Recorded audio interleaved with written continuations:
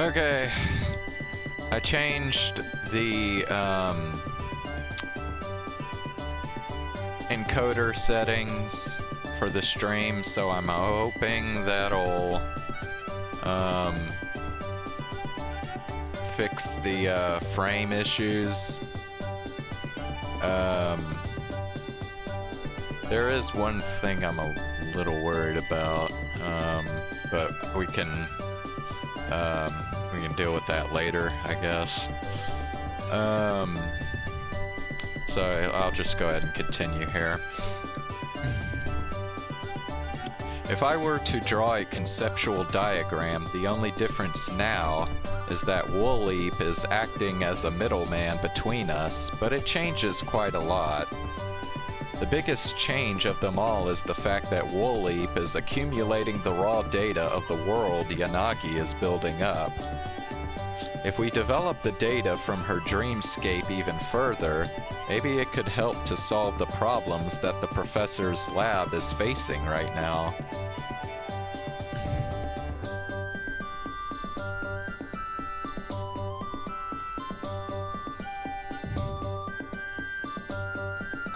This is a big step forward. Maybe it could produce something that the professor was never able to.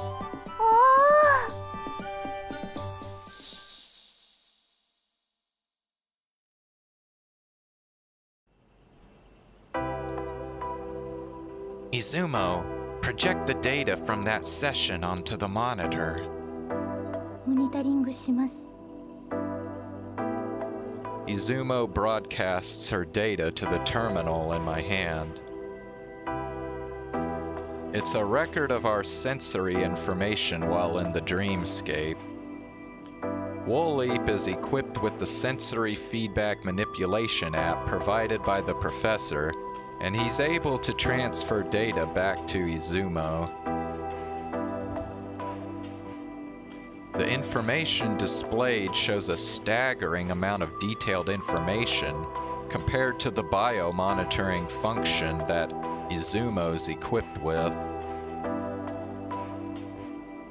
It's amazing.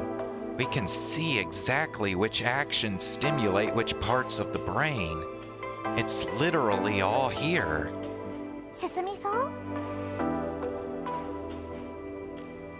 Okay, it does look like the stream is running a lot more smoothly now. I don't think we're having any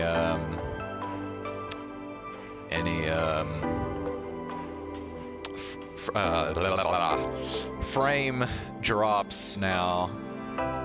So that's definitely good. Kind of curious to see what difference it's making on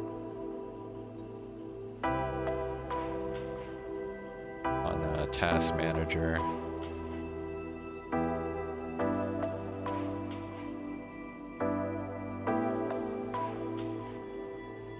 Yeah, it is utilizing less CPU now, but at the same time it is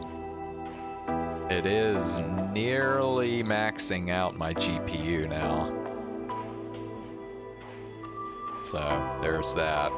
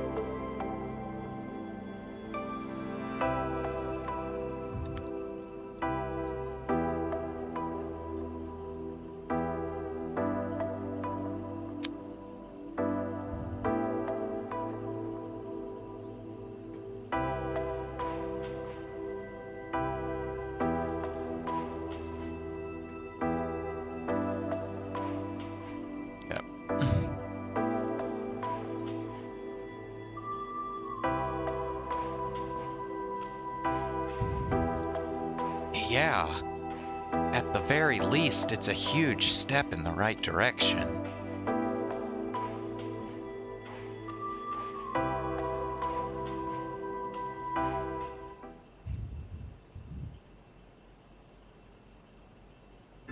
I learned several things from analyzing the data about both Yanagi's dreamscape and the professor's virtual space. There is only one difference between the experience of the participants: the stimulus of the sense of smell. And yet, the parts of the brain being stimulated are completely different in both. When I'm inside Yanagi's dreamscape, it's not only my thalamus being stimulated, but every single part of my limbic system. Moreover, which parts of it are reacting varies wildly depending on the situation. To put it simply, while the motor commands produced by the brain are not being transmitted to the muscles through the brainstem, the brain still behaves as if the body were actually moving in reality. But at the same time, those neurological reactions change depending on the person's psychological state. For example, the parts of my brain reacting were different when I was in the theater facing Yanagi, or making sure the sense worked as intended. The curiousness of exploring an unfamiliar place, talking, and reacting to what I see, all of these stimulate different areas of the brain. This means that the state of mind and cognition of each participant will become the parameters needed for the construction of the dreamscape. Which means... does this mean we have to separately tune the stimulus signals that the dreamscape sends to each brain, depending on the person?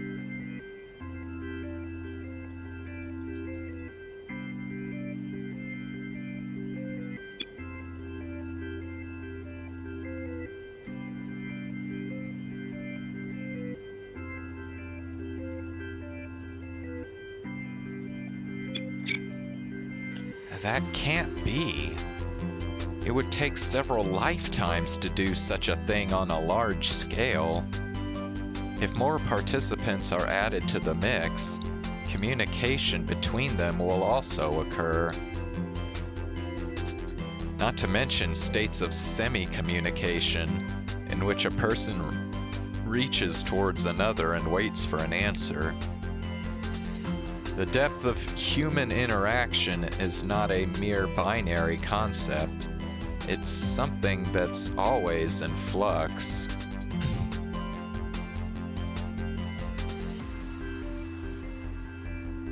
Each action makes the brain react a certain way, and not everyone reacts to the same stimuli the same way. It's a whole different beast. 何かまずい感じ? Your dreamscape and the professor's virtual space are very similar, but now I understand that they're completely different on the inside. 別物? Your dreamscape is 100, no, thousands of times more complicated. At the very least, I can't even tell how many brain process patterns there are, or how they all relate to each other just yet. 私の方が複雑なんだ. I shake my head. I don't think we should be happy about it. This means that it's impossible to build the lab's vision of a virtual space, at least for the time being. そんなに違うの?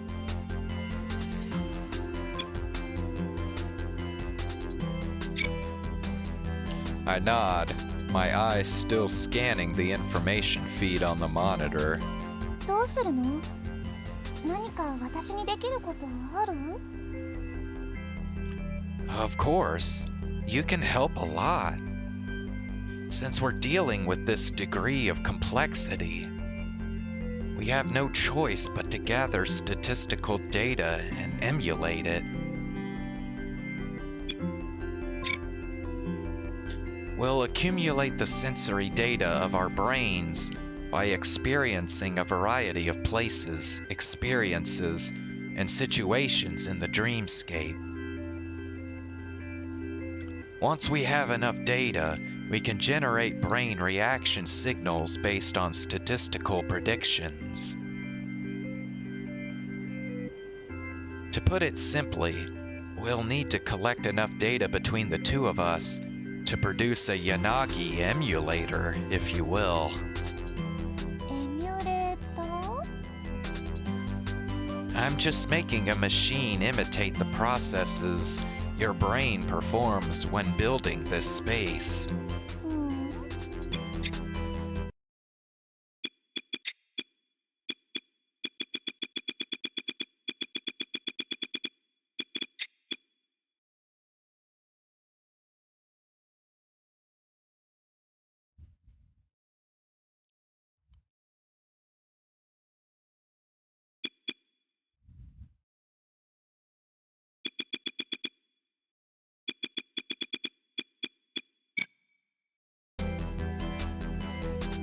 So the goal will be to experience as many kinds of spaces, sounds, and emotions as possible in the dreamscape. We'll talk about different things, go to different places. The more variation we can produce, the better. Same goes for the emotions. つまり私は可能な限りいろんなシチュエーションとキャラクターをカイトに見せて感情を揺さぶればいいってこと？ That's one way to put it, yeah. Her eyes widen and start to glitter as an impish smile plays about her lips. 私の得意分野じゃん。いっぱいあるよお話。今からやろ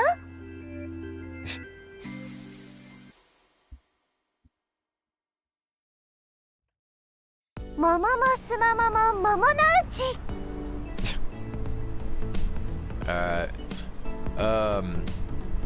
Alright, I'll be back here in a few minutes. So I'm gonna take a break here.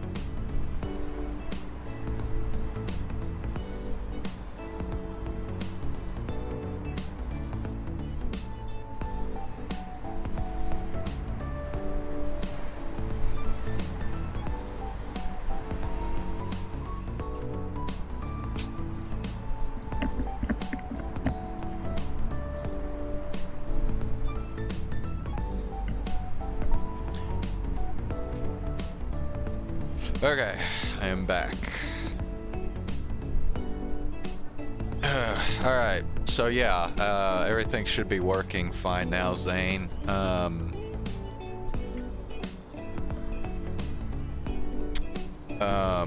Although I think the stream is probably going to be a little bit lower quality than when I stream back at my place, but we'll have to make do.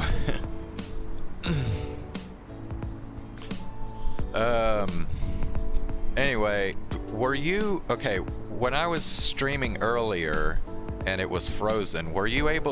Did you hear any audio? Like, were you hearing when I was talking?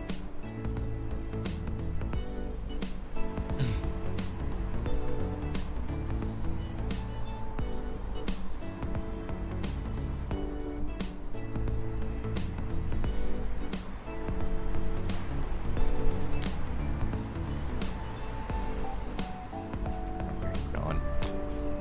Whoa, long time no see, Sumomo. 久しぶりだね、カンナくん。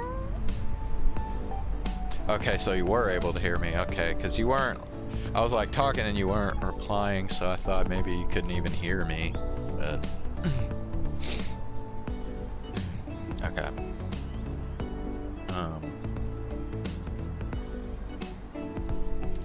So anyway, I think I did finally figure out, like, cause yesterday, like, my stream kept like cutting off, so yeah, ultimately I like barely got any of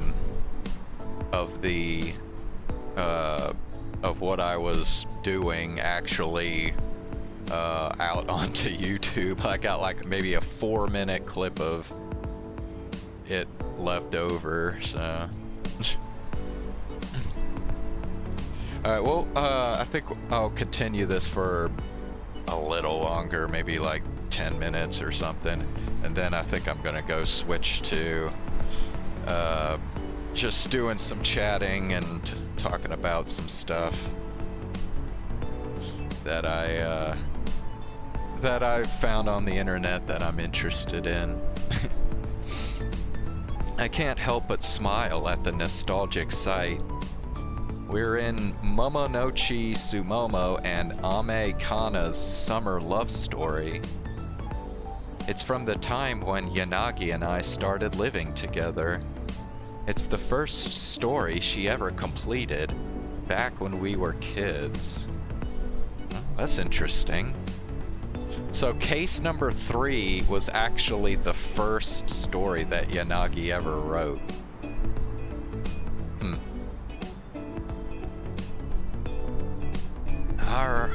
Right. This was the story where they went out to look for the place in his mom's photo, right? そうそう、青い鳥みたいなお話を作ってみたかったんだよね。Heh. I noticed something new about Sumomo and chuckled to myself. どうしたの？ Isn't it a bit much? 何が？ I recognized the smell from the batch of printed samples I showed her the other day. That sweet scent is peaches, right? え？桃の匂いする？私から？ It's a little on the nose. はあ、失礼。協力してやらんぞ。Sorry, my bad. ほんでどうすんの？散歩でもする？ Yeah, we can walk around. こんな風に普通に過ごすだけでいいの？ It's enough. You're creating worlds indistinguishable from reality with nothing but your own mind. This is more than remarkable enough, I'm sure. If we can reproduce this with a machine, I'm not exaggerating when I say that it will save humankind. カイトがそれを作れたら有名人だね。 You too. え、私の名前は出さないでよ。いいよ、カイトが思いついたことにしてくれて。でもほんと嬉しいな。ここでカイトと話ができて。Huh? Don't we talk all the time? そうだけど、スモモの相手のカンナ君だって、オリビアの相手のウィルだって、みんなモデルはカイトなんだよ。I mean, I could pretty much tell that the main character of each of the three cases was basically supposed to be like Kaito. Oh, really? 全部じゃないけどね。やっぱ親しい人と似ちゃうよね、作るキャラクターって。We keep walking along to the airport fence. Each step is punctuated by the sound of crunching gravel beneath our feet.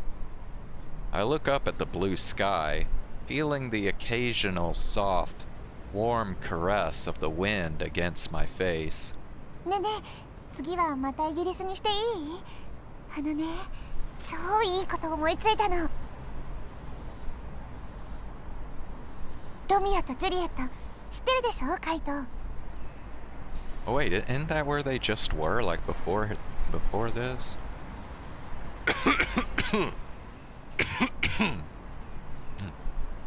You've been telling me that story ever since we were kids, so it'd be hard not to. The tragic story of two youths from families embroiled in a generational feud who fall in love but ultimately die for it. Ever since she first told me about it, I always wondered if there could have been a better ending for them. その世界一有名な話をね、シェイクスピアが書くまでのお話を作ってみようと思って。面白そうでしょ。It does sound interesting, but it also sounds like something that's been made 1,000 times before. それだけ魅力的なテーマってことだよ。ねえ、知ってる？オリビアってね、シェイクスピアが考えた名前なんだよ。Oh, really? そう。時を超えて人を魅了する。そんな物語を紡いだシェイクスピアが考え出した名前。それがオリビア。So you're telling me that Shakespeare just made up the name Olivia off the top of his head? I wonder if there's any truth to that. I kinda doubt it. 私にぴったりの名前でしょ。私は世界で初めての女優なのよ。Right. Women couldn't act back then, yeah? そういうこと。こんな感じにポンポンキャラ変えてもいいの？ Not at all. It doesn't even have to be Chiba in 2060 or England in the 16th century. Show me anything you want. Keep going.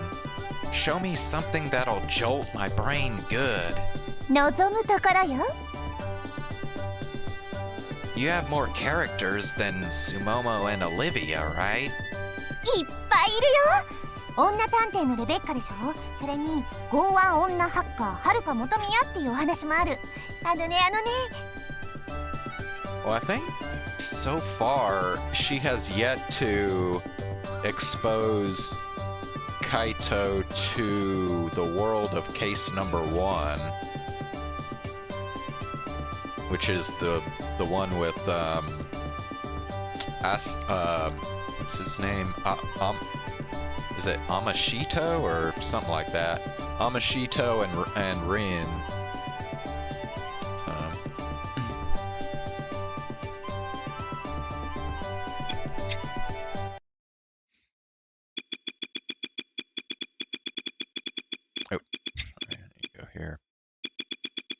Alright, well we are 80% complete here in the tips, so I think we are getting rather close to the end of this visual novel now. Dawning 8 years.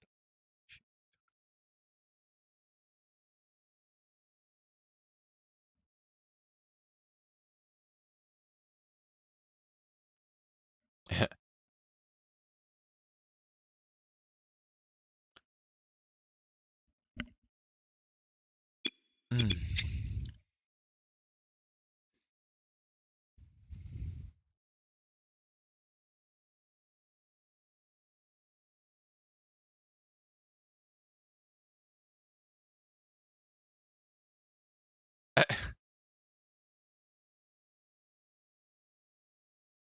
Bro, what? I don't get that. Th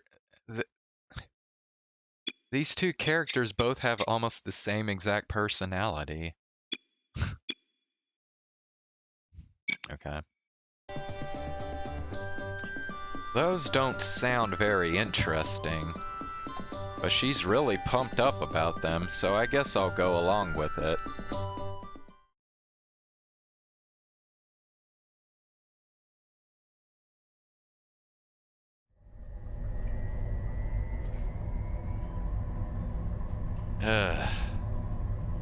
I was writing code for a basic emulator all night yesterday. Using the data produced by me and Yanagi as a sample, I'm correcting any issues in the simulation with statistical processing.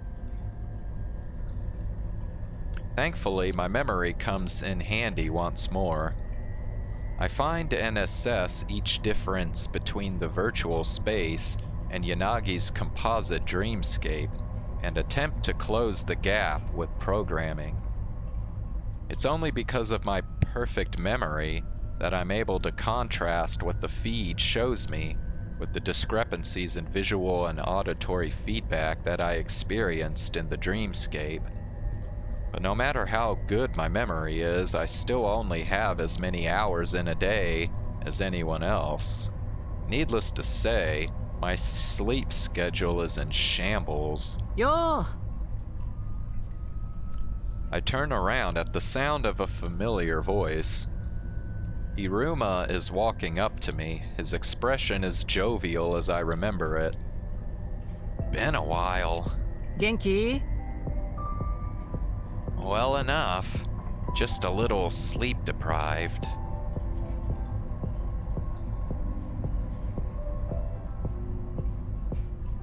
Soれはいつもじゃん。He has a laugh at my expense as he comes to stand next to me and leans on the railing to overlook the city. 俺さ、Hmm? 今日から研究員だって。For a moment, the news cast a dark shadow over me. I couldn't return the words.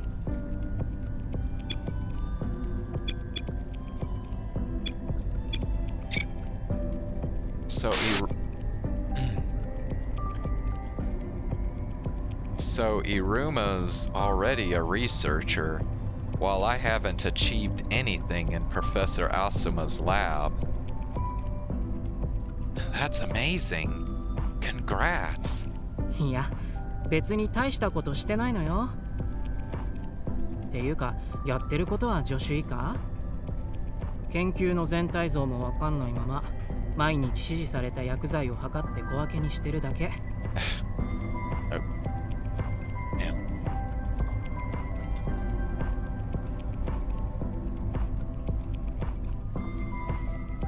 なのに研究員だってさ、もう。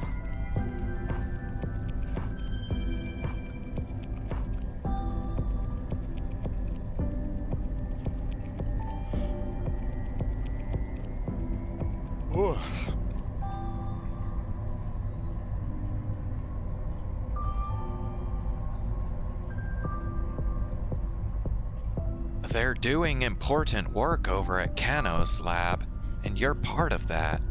でも全然楽しくない。これだったら小さくても即戦力になれる研究室にしときゃよかった。The grass is always greener on the other side, huh? カイト君の方はどう？楽しい？アスマケン。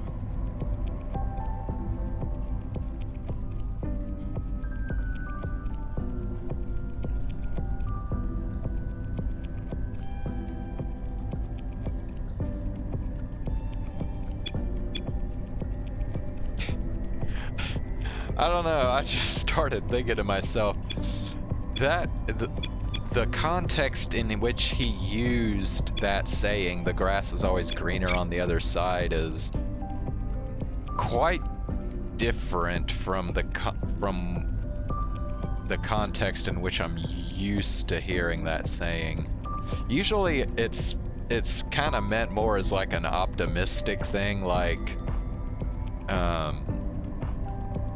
you know, like things will always turn out okay or something like that. But the context in which he used it here was more like you always think of the predicament you're currently in as less desirable compared to what it could be. I don't know, maybe I've noticed lately I've just been, I don't know, I've been in this weird kind of like thoughtful mood where I don't know, thoughts just like pop into my head and I don't know, it's fucking weird. I think so. Right now we're researching something that would overhaul the whole approach his lab has taken towards its research so far.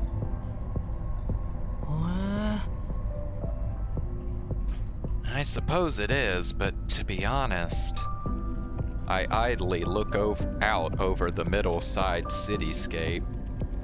I'm still a low-sider.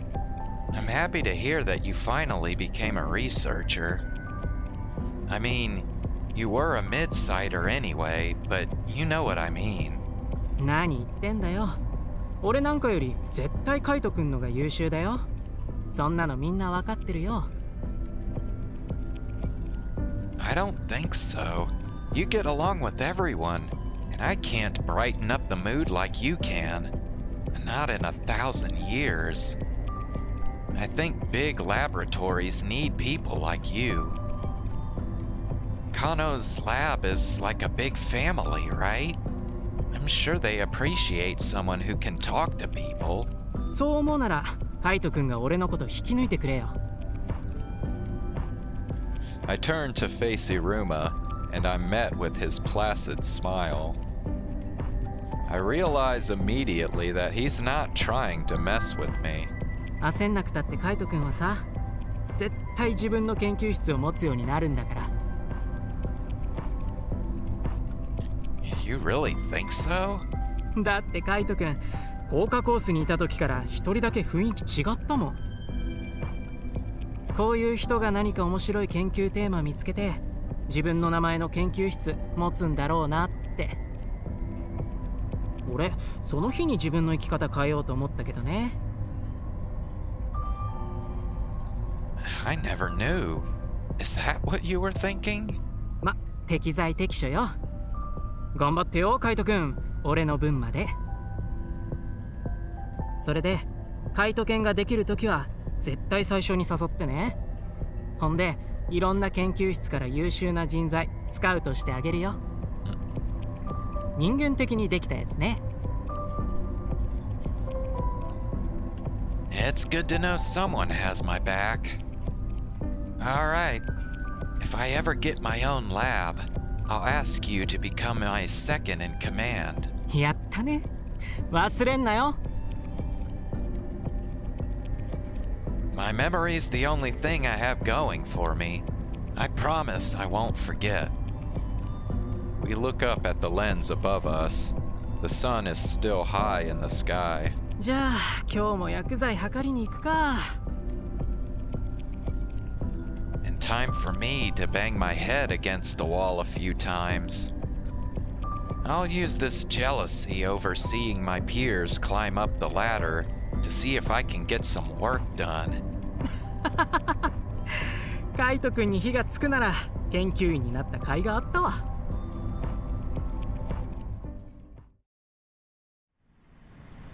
疲れているな、カイト。 Alright, I think I'm gonna go ahead and stop here, and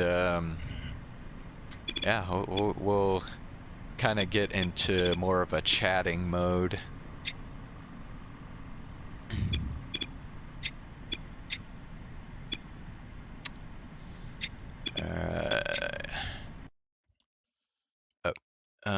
Okay, so let me switch over to this. Whew, okay, there we go. So now you can see my desktop here. Okay, yeah, I was kind of worried about this earlier because I think I remember like trying to stream some time ago, and whenever I switched to like the GPU encoding, it wouldn't render my desktop correctly. Um, so I was thinking that like whenever I tried to do this, it would like screw up, but I guess it looks like it's working okay. So, all right, let me go ahead and, oh yeah, I meant to,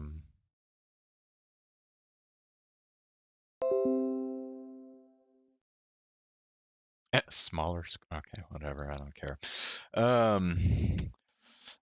So anyway, I guess let's start this segment of the stream off by I would like to ask you a question, Zane, if you're still here. I think you're still here, aren't you? um, so if you are still here, then I would like to know if you have ever heard of something called liminal spaces. Here, let me I'm gonna pull up like I think it's just R liminal spaces if I remember correctly. Yeah.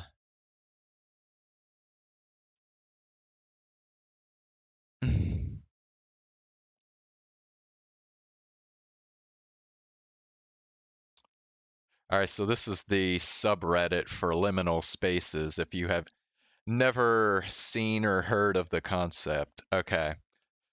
Um so this is liminal spaces is kind of a thing that I've noticed has been like really blowing up on the internet as of late. Like I've seen quite a few like pretty popular YouTube streamers talk about them recently. Um, Basically,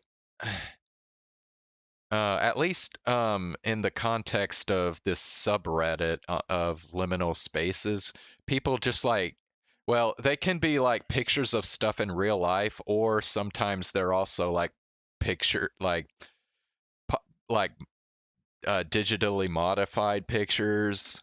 Sometimes they're like photoshopped pictures to make it look more like spacious or spooky or whatever. But basically, like it at its foundation, like the definition of a liminal space is it's supposed to be like a kind of transitional space when you're going from like one place to another. So think of like a hallway, for example. Like a hallway is considered a liminal space because you generally don't really hang out in a hallway, right? I mean, you might like at work, you might be like walking back to your desk or something and you come across somebody that you want to talk to in a hallway, and then you might like talk to them while you're in the hallway or whatever. But generally, like a hallway is just meant like as like a space between like rooms, right? So like you're going to the living room or you're going to the bedroom or whatever. um so basically these are pictures of just kind of I guess you can kind of think of it as like these kind of mundane spaces that don't really serve any specific like functional purpose. They're just kind of there because there needs to be something to fill the space between one place and another place, kind of. Um,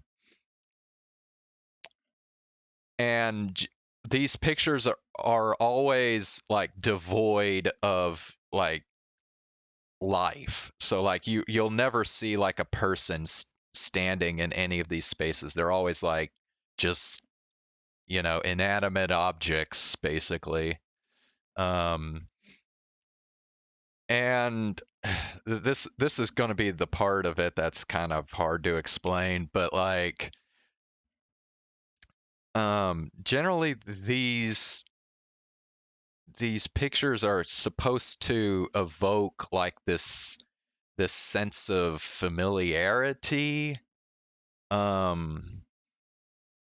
Like they're supposed to feel like places that you've seen before.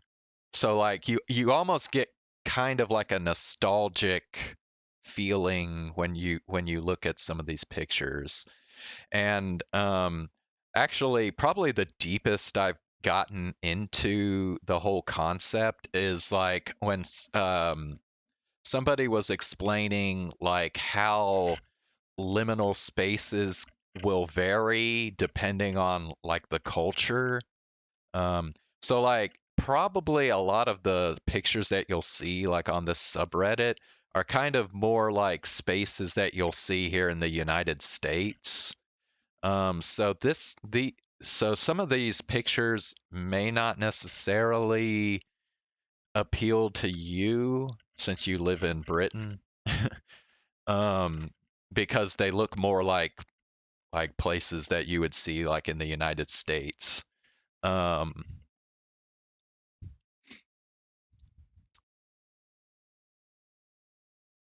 and so this kind of leads me to um, actually the thing I discovered really before I found out about liminal spaces and what they are.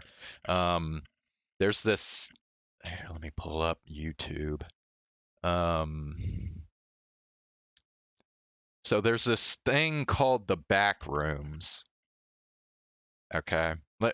In fact, let me frame that as a separate question. Have you ever heard of the back rooms? Because it's definitely possible that you've heard of the back rooms, but not necessarily liminal spaces.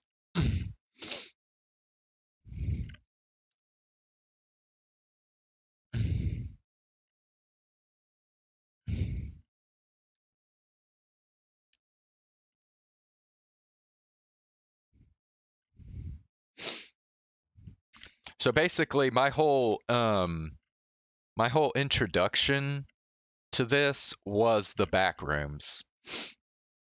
I started seeing like recommendations come up on my YouTube about the back rooms, and like all the thumbnails featured like this kind of I don't know how you explain like this, like you see right here, right? This kind of like yellowish looking, kind of mundane looking space. Um, and like for a little while, I just ignored it because I didn't know what it was, so I didn't bother like looking into it or anything. But eventually, curiosity got the best of me, and I watched. I think. Um, I think I can't remember if this is the very first video I watched about the back rooms, but it's definitely one of the first ones. So like this was kind of the video that um exposed me to this whole rabbit hole. This is a really cool video, by the way. I'm not gonna play the entire thing, obviously. I'm just gonna kind of just show a little bit of it, just so you get an idea.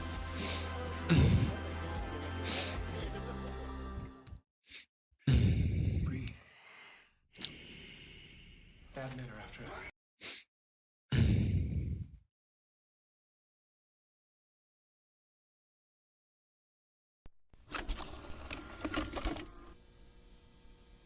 Okay, so right off the bat, you can kind of see that they applied like this filter on the video that's supposed to make it look like it was like recorded like on video cassette, like back maybe like back in the 80s or something. Alright? Yeah, cool. Like how much further? Like a little more. That? Yeah. Okay, so okay, there we go. So what happened just now was he no-clipped out of reality. And now he and then he emerges in the back rooms. Hello?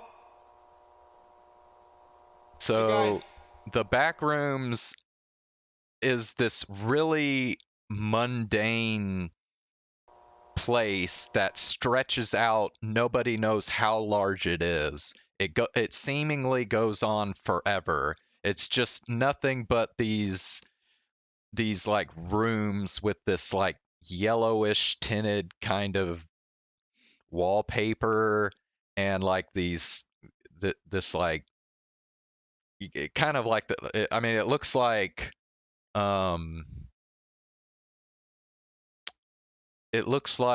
you know, a ceiling you would see like in an office, right? With the lights and everything.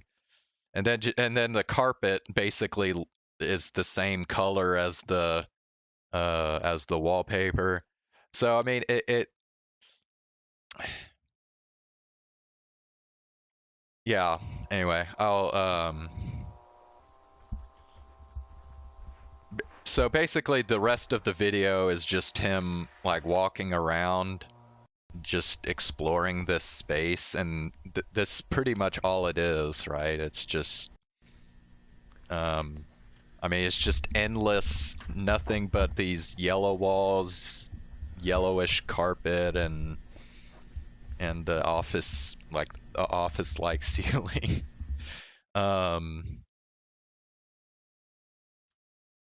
And how the back rooms first started was it actually, I think it started just as like an image, like one picture that I think somebody like uploaded to 4chan or something. In fact, yeah, 4chan original post. Let's see what comes up. Okay, yeah, here it is. So this is literally right here. Here, let me see if I can kind of blow up the picture so you can see it better. Okay, there we go. Yeah. So this is the original picture that started the whole backrooms thing. And you can see here that there actually is kind of like a pattern to the wallpaper.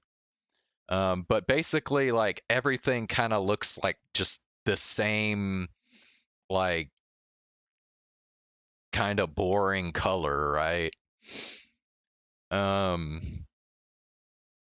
And from this one picture evolved this huge, like, crazy backstory and lore. So the lore that ended up getting attached to this picture is that the backrooms is this place that you can only reach if you somehow find this area within reality that I mean, it almost kind of stems from like the idea that reality is in itself kind of almost like a like a video game simulation. So like, you know how in a video game, like there'll be if the game is not programmed correctly, there will be like certain places like pixels or whatever, like in the floor or in a wall or something, where you'll like clip into it and then you'll end up in like some other place that you're not supposed to be, right? So that's kind of the idea that happens here, except it happens in reality. You clip into a wall or through the ground or something in reality, and and then you fall or emerge in the back rooms. And the back rooms are like this space, and it's nothing but just this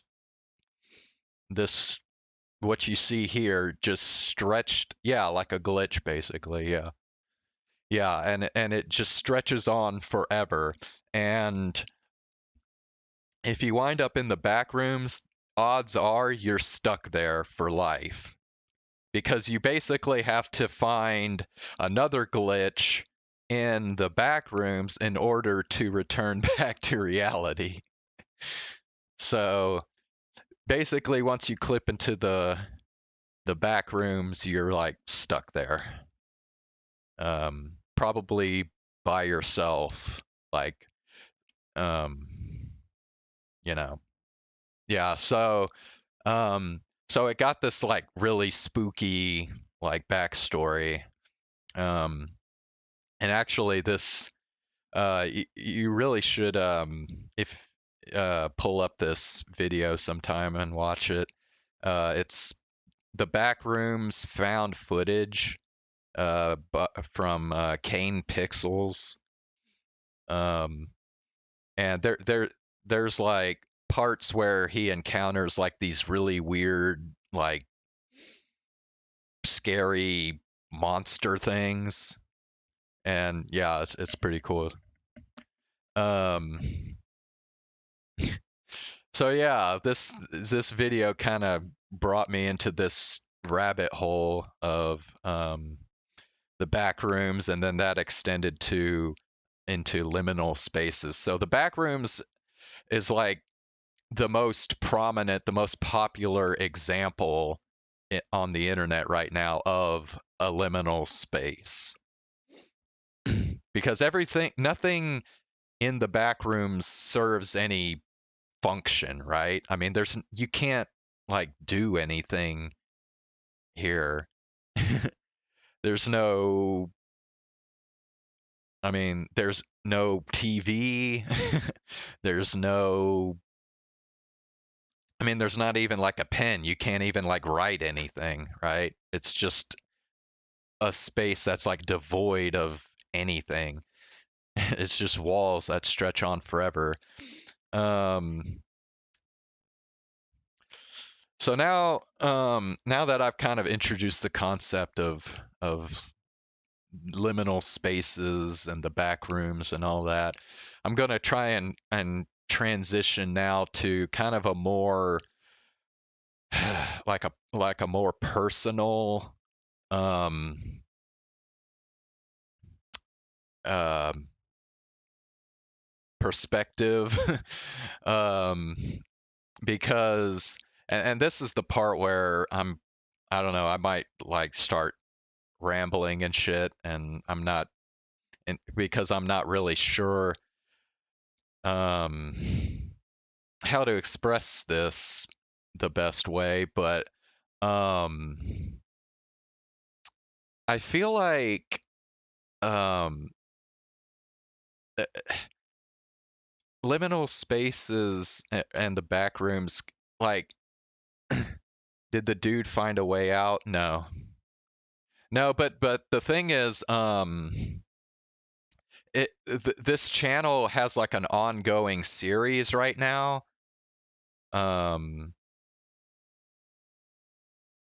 So I mean, I'm not sure if he's gonna like continue the story of this guy that like got stuck in the back rooms, or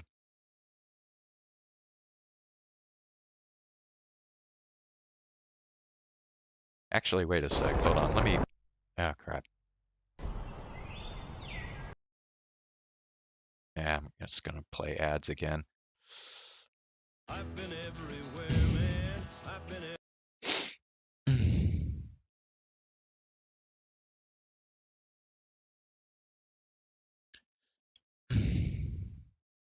Okay, skip the ads, please. Okay, well, actually, I guess maybe he did make it back out because it looks like here at the end, it looks like he's back in reality again. So I guess he did make it out. I'm sorry, I I did not remember that correctly. But anyway, this guy has like a whole series of videos that's ongoing right now about the back rooms. So like there's videos about like these like I guess they're like scientists or something. They're like these people that are like dressed in almost like these radioactive suits or whatever. and they're like trying to build this portal that like gets you to the back rooms so that they can like basically they're trying to figure out a way where they can get both to the back rooms and back into reality like whenever they please. So but yeah, I recommend checking that channel Kane Pixels out. Anyway,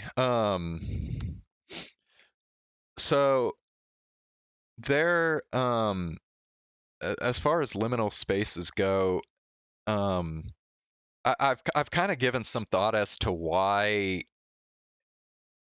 I was just like grasped and kind of found this concept so fascinating. Like I mean, I just watched like a few videos about the back rooms and shit, and I was just like totally like hooked. I was like, I mean, it seems weird, right? Because I mean, it's just like I said, it's just a stupid picture of a really mundane looking space, right? So what it's almost like a contradiction. It's like why why do I find this so fascinating, and why do so many other people out there find this so fascinating? Because apparently this is like, I mean, there's a lot of people that are like into this, the back rooms and liminal spaces and all that. Um, and I think in order to answer that question, I have to get kind of personal with um, like kind of experiences that I've had in my life. So like honestly, I would really love to see somebody like a psychologist like try and analyze why so many people are like into the whole liminal spaces thing. Um, but I think for me, um, I think it feels, even though I only just like recently discovered this whole concept of liminal spaces, it kind of feels like I've known about them for like a long time now. um, and I think part of that is because like I from time to time I have these like dreams of um where I'm like in some house, like either it's either like it's either like a house that I'm thinking about buying for myself to live in, or it's like a friend's house that I've never seen before, right? So basically it's just some house that I've never been in before. And I for some reason, like, I mean, just walking through a house is like normally typically just boring, right? I mean, you're just walking through a house, but for some reason when I have these dreams, it's like I have this urge to like explore the house. And like a lot of times the houses will be like 3 stories tall, right? So they're like pretty big houses, right? And it can take a while to like look through all the rooms and closets and everything in the house. But for some reason in these dreams, it's like I just get like this this strange feeling like I want to look through all the rooms in the house. And um and it sounds kind of silly, but I think and I don't even really fully understand this myself, but um I think part of it is like it's kind of these like leftover like subconscious feelings that you have from like your childhood that like when you're a kid, right? Um and you're in your house, it's like that's your safe space, right? That's like when you're at home, you feel safe, like um, you feel protected, and I feel like that kind of those feelings I get in those dreams where I'm like wanting to look through a house or whatever. I think that part of that stems from kind of those like leftover subconscious feelings from way back when I was a kid that like, this is this could be my home. You know what I mean? Yeah, it's kind of a curiosity too thing kind of too. 'Cause like I'll like sometimes I'll like go to a particular room and I'm like, "Ooh, I could set up this room this way." And I think part of it too is also like um I just there's a certain comfort in being by yourself, like just in your room, you know? Like you don't have to worry about like anything else. You don't have to worry about um what other people think about this or that. It's just like it's just you. So I think there's um there's definitely like a feeling of comfort that comes with the whole liminal space thing. Um, and I think I really feel like that's likely why a lot of other people are into it too. Like it just gives them this feeling of nostalgia and comfort. Like they try to imagine like going through like just exploring the world, going through different areas like this with just like nobody around, like you're just by yourself and you're you're experiencing all this stuff by yourself. um and also another aspect of I think my fascination with this whole thing is I like ever since I first kind of started developing like a taste for art, like paintings and stuff. Um, I've noticed that I there's this specific type of art that just really appeals to me. Um, and um,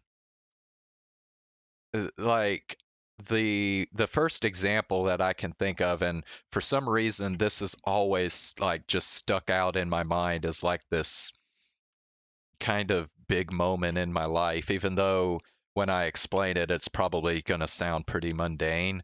But um, there was this time when I was in college, and I don't know. I went to this place on campus, and I don't even remember what I went there for.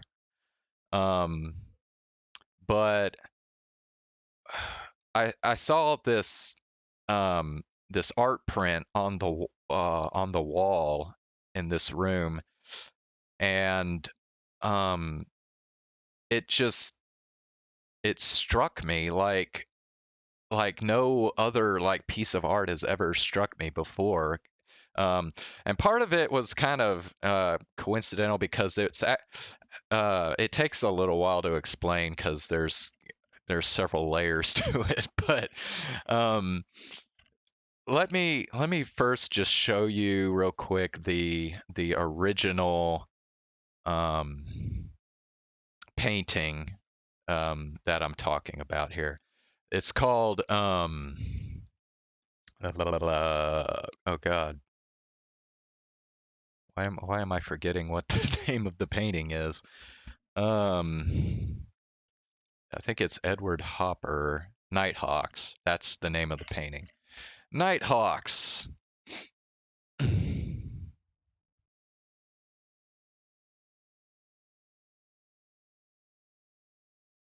So let me just pull it up here. Okay, there we go. So this is Nighthawks by Edward Hopper.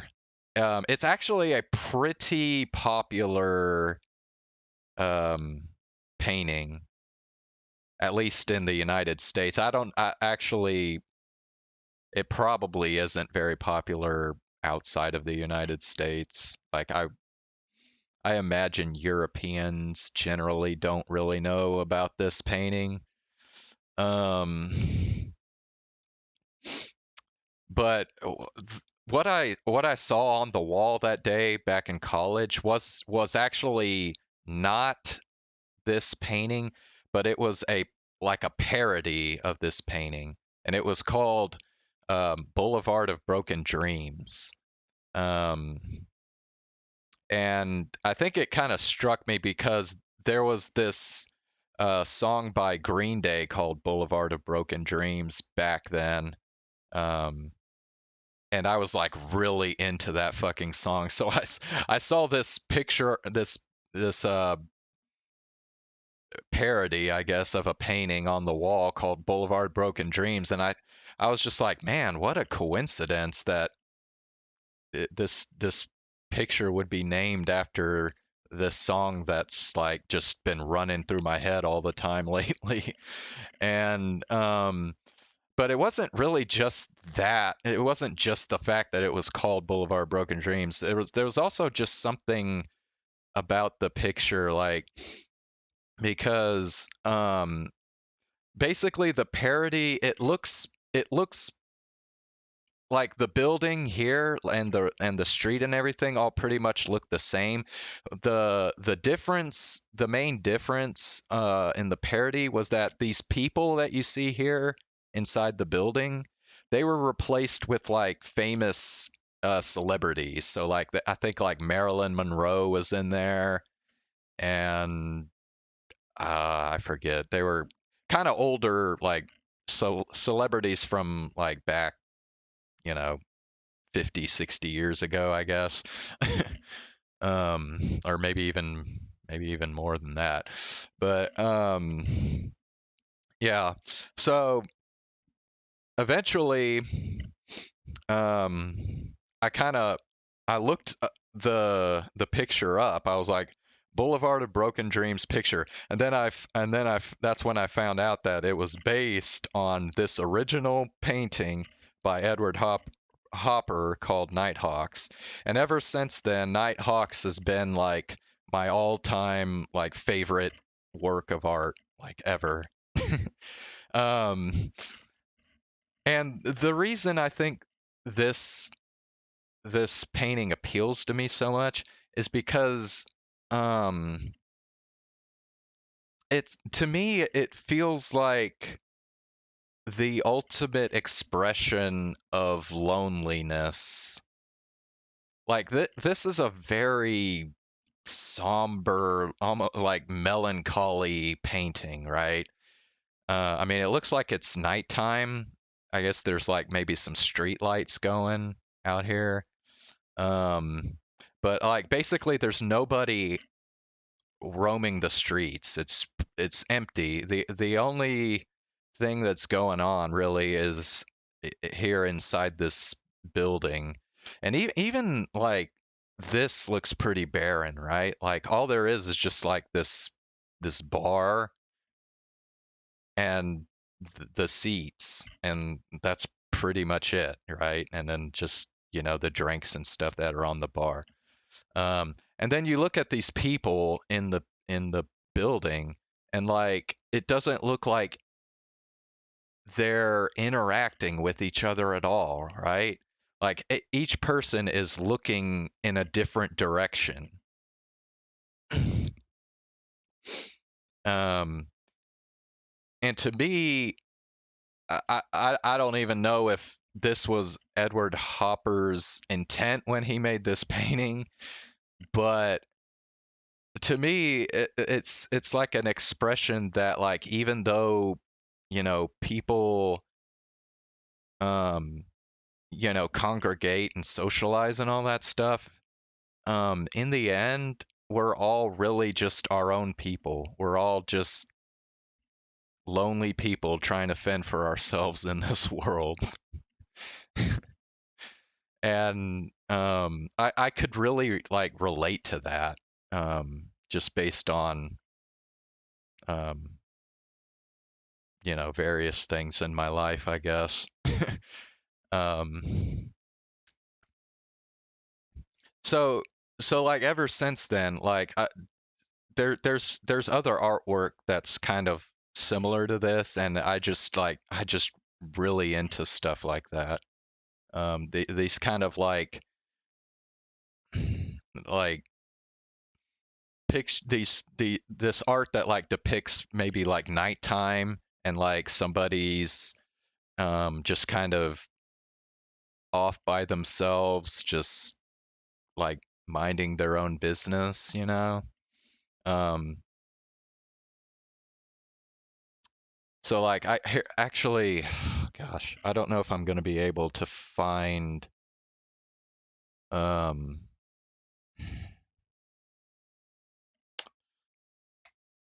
I gotta figure out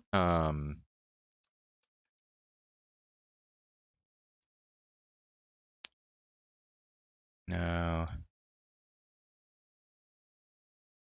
there's this art on Pixiv, and I think the piece, oh shit, okay, probably shouldn't, yeah, let me get off of that, because that's there's probably some not safe for work shit on there. um Dang it, yeah, I don't think I'm gonna be able to find it now.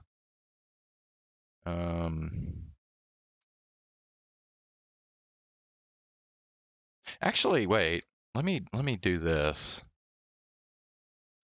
Let me go to my let me see.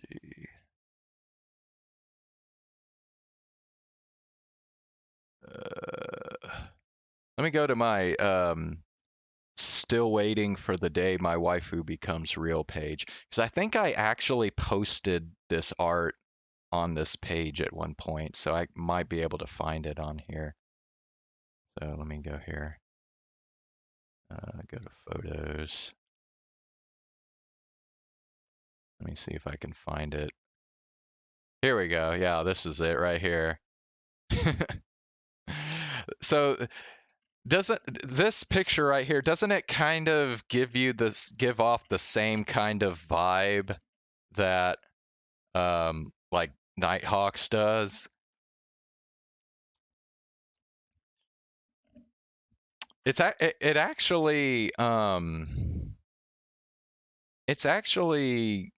kind of the opposite really of Nighthawks in a sense, because here in Nighthawks you're outdoors, right? And you're looking into this building, whereas in this, you're inside and you're looking out the window to the outdoors. So it's like the opposite perspective.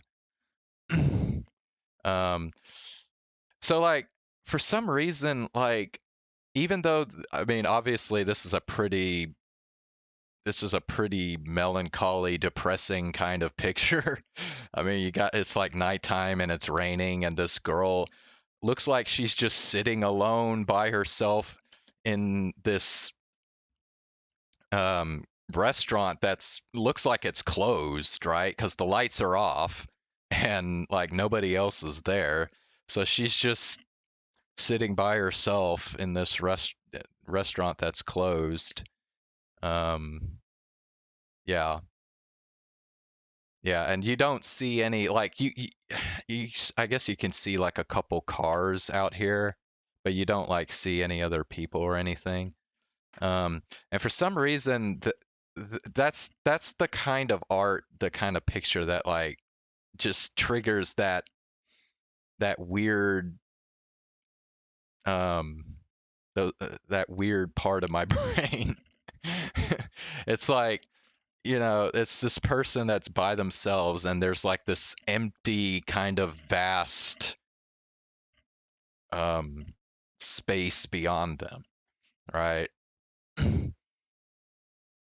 um and I feel like the feelings that I get from this type of art is are the same kind of feelings that are conjured when I think of like liminal spaces. So that's where this whole thing is kind of tying in with each other, right? Is I feel like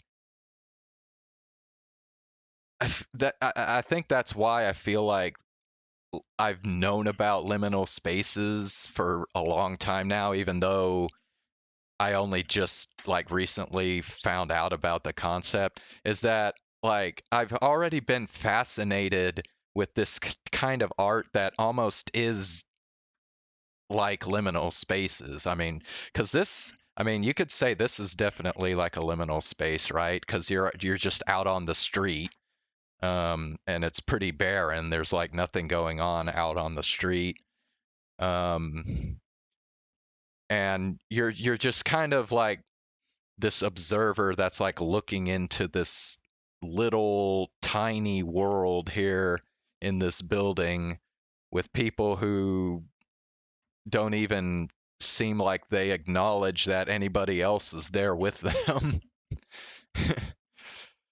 So I think that definitely feeds into why the liminal space concept like just almost immediately clicked with me when I first found out about it. It's like I've kind of known about the concept of liminal spaces way before liminal spaces was actually even a thing. So, yeah.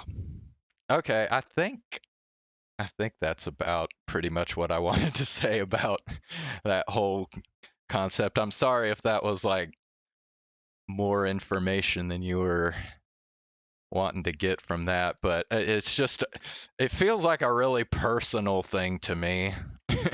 So yeah, I mean, like I said, it really does. It almost feels like it conjures up almost like these feelings from way back when I was a kid. You know what I mean? That's why I think it feels so personal. So yeah. Oh, one more thing that I want to mention about this is, um, in a way, like discovering the whole liminal space thing and how it's like become this big popular thing on the internet. Um, it, it it's almost given me like this feeling of like connecting with other people in a way. Um, it makes me feel because like, you know, before if I tried to like explain like my fascination with with like this kind of art and um like those like dreams that I had about like exploring houses and stuff, people, I could probably explain that to someone, and they just wouldn't get it. Like they would either just think, whatever, or they might even think I was weird or something, you know. Um, but now that I know like there are people that are like into stuff like liminal spaces, it makes me feel like it's not really so weird anymore. Like being so fascinated by something that seems on the surface to be so mundane, you know what I mean? Um, so in a way, it's almost pleasing in a way that I've found out about this because it makes me feel like I've kind of connected with other people in a weird way because I feel like the reason I mean obviously I haven't like gone around and asked people about this, but I I'm willing to bet that like the reason so many people are finding um interest in something like this is because they've had the same kind of experiences in life that I have. Like they kind of like everybody kind of has that feeling at least at some point in their life, right? Like, oh, what would it be like if the world, like everybody except me just disappeared, like, and I was just by myself? Like, what would that be like? And there's this sense that there's like some kind of comfort to that, like, um because you wouldn't have to worry about anybody else anymore, right?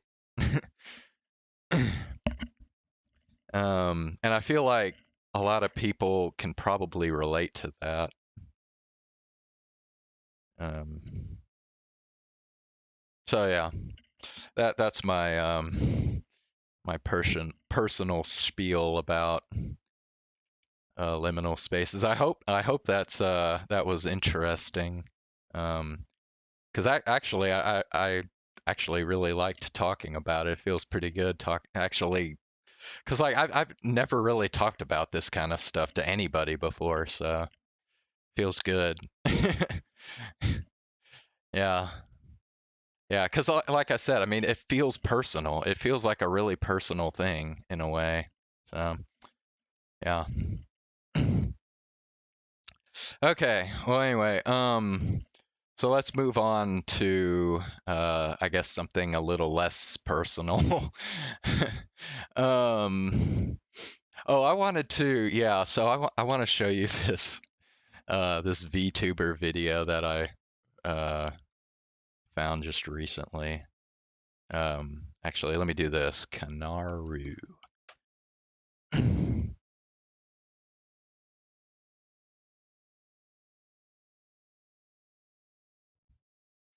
um, so if you're into Hololive, then there's a pretty good chance that you know who this person is.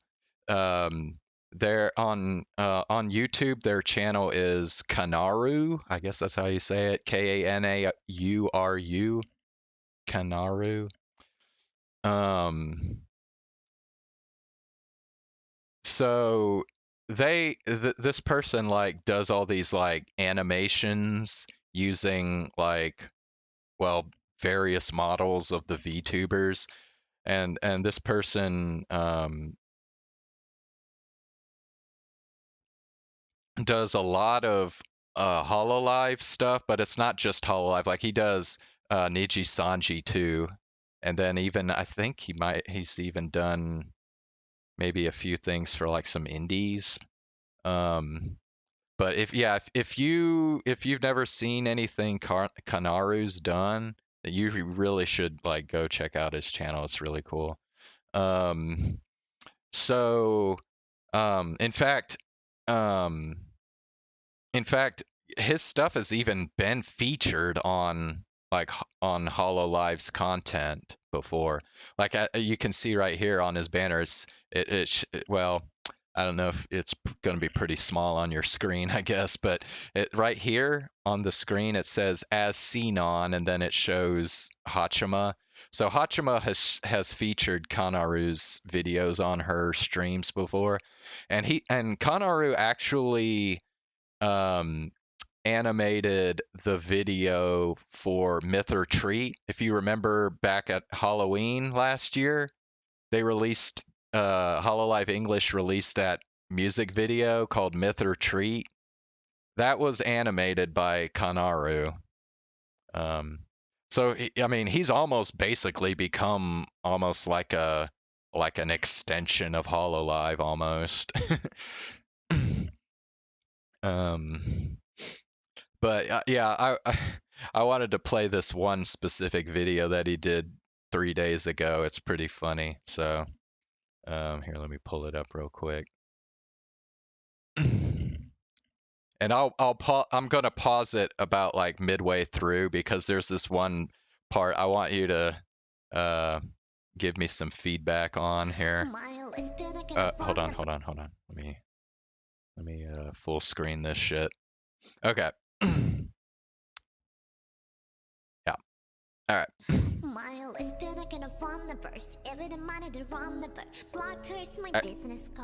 Actually, wait. Hold on. Sorry, let me check something. Here, I'm gonna turn this up so you can hear it. Still kind of quiet. Hold on.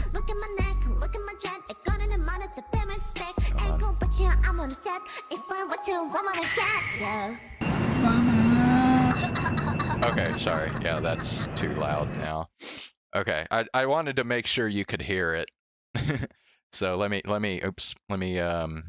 go back and play it again here. Okay.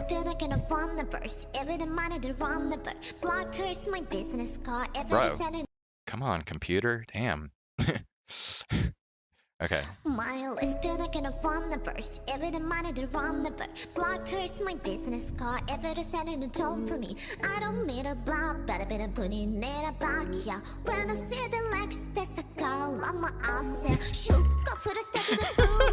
Okay, yeah, so that part right there. Okay, so first of all, like you have to be pretty deep into like Hololive lore to know kind of get what's like going on in these videos. So like here she like pushed over small Ame, and this is actually, it's funny, this is a reference to something that Sana Tsukumo said in one of her streams. She was like talking about how after she saw like the clips from that Hololive convention or whatever, where like small Ame was like walking around and everybody was just like sharing all these videos of small Ame. And Sana said something like, after I saw like the clips of small Ame, I had a desire to like push small Ame over on her back and watch her squirm, her little arms squirming or something like that. So that's what this is a reference to right here. Hachima pushed small Ame over. Anyway, but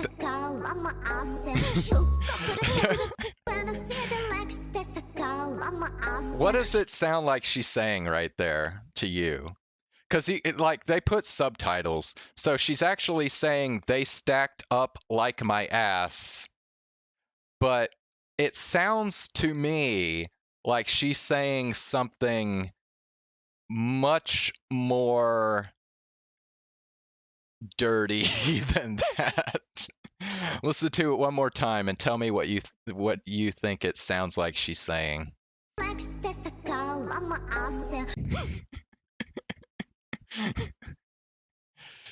Come on, come on. What does this sound like she's saying there? Come on.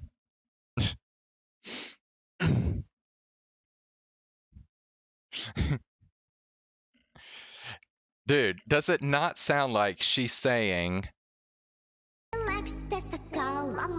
Does it not like sound like she's saying testicle up my ass? It does, dude. It sounds like she's saying testicle up my ass. Oh, I just wanted to share that, dude, because when I first heard that, I'm like, oh my god, dude. There is no way I'm the only person that hears that. Like, imagine sticking your testicle up someone's ass.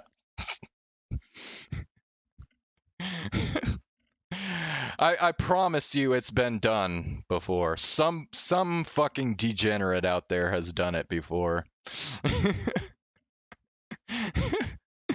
It's just funny because like I've never heard anybody pronounce English the way Hachima does. It just sounds so different. I don't know what it is. Like yes, I've heard plenty of Japanese people speak English before, but I don't know. Hachima is just different. I don't know what it is, but her pronunciation is just weird.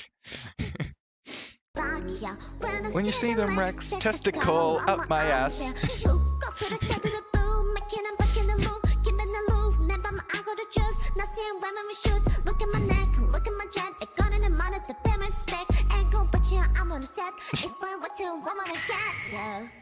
There's Sora.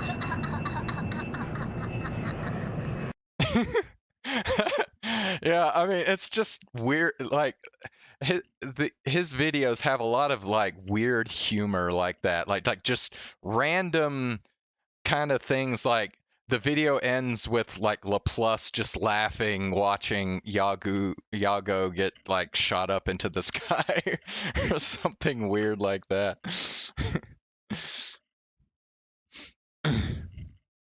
So, yeah.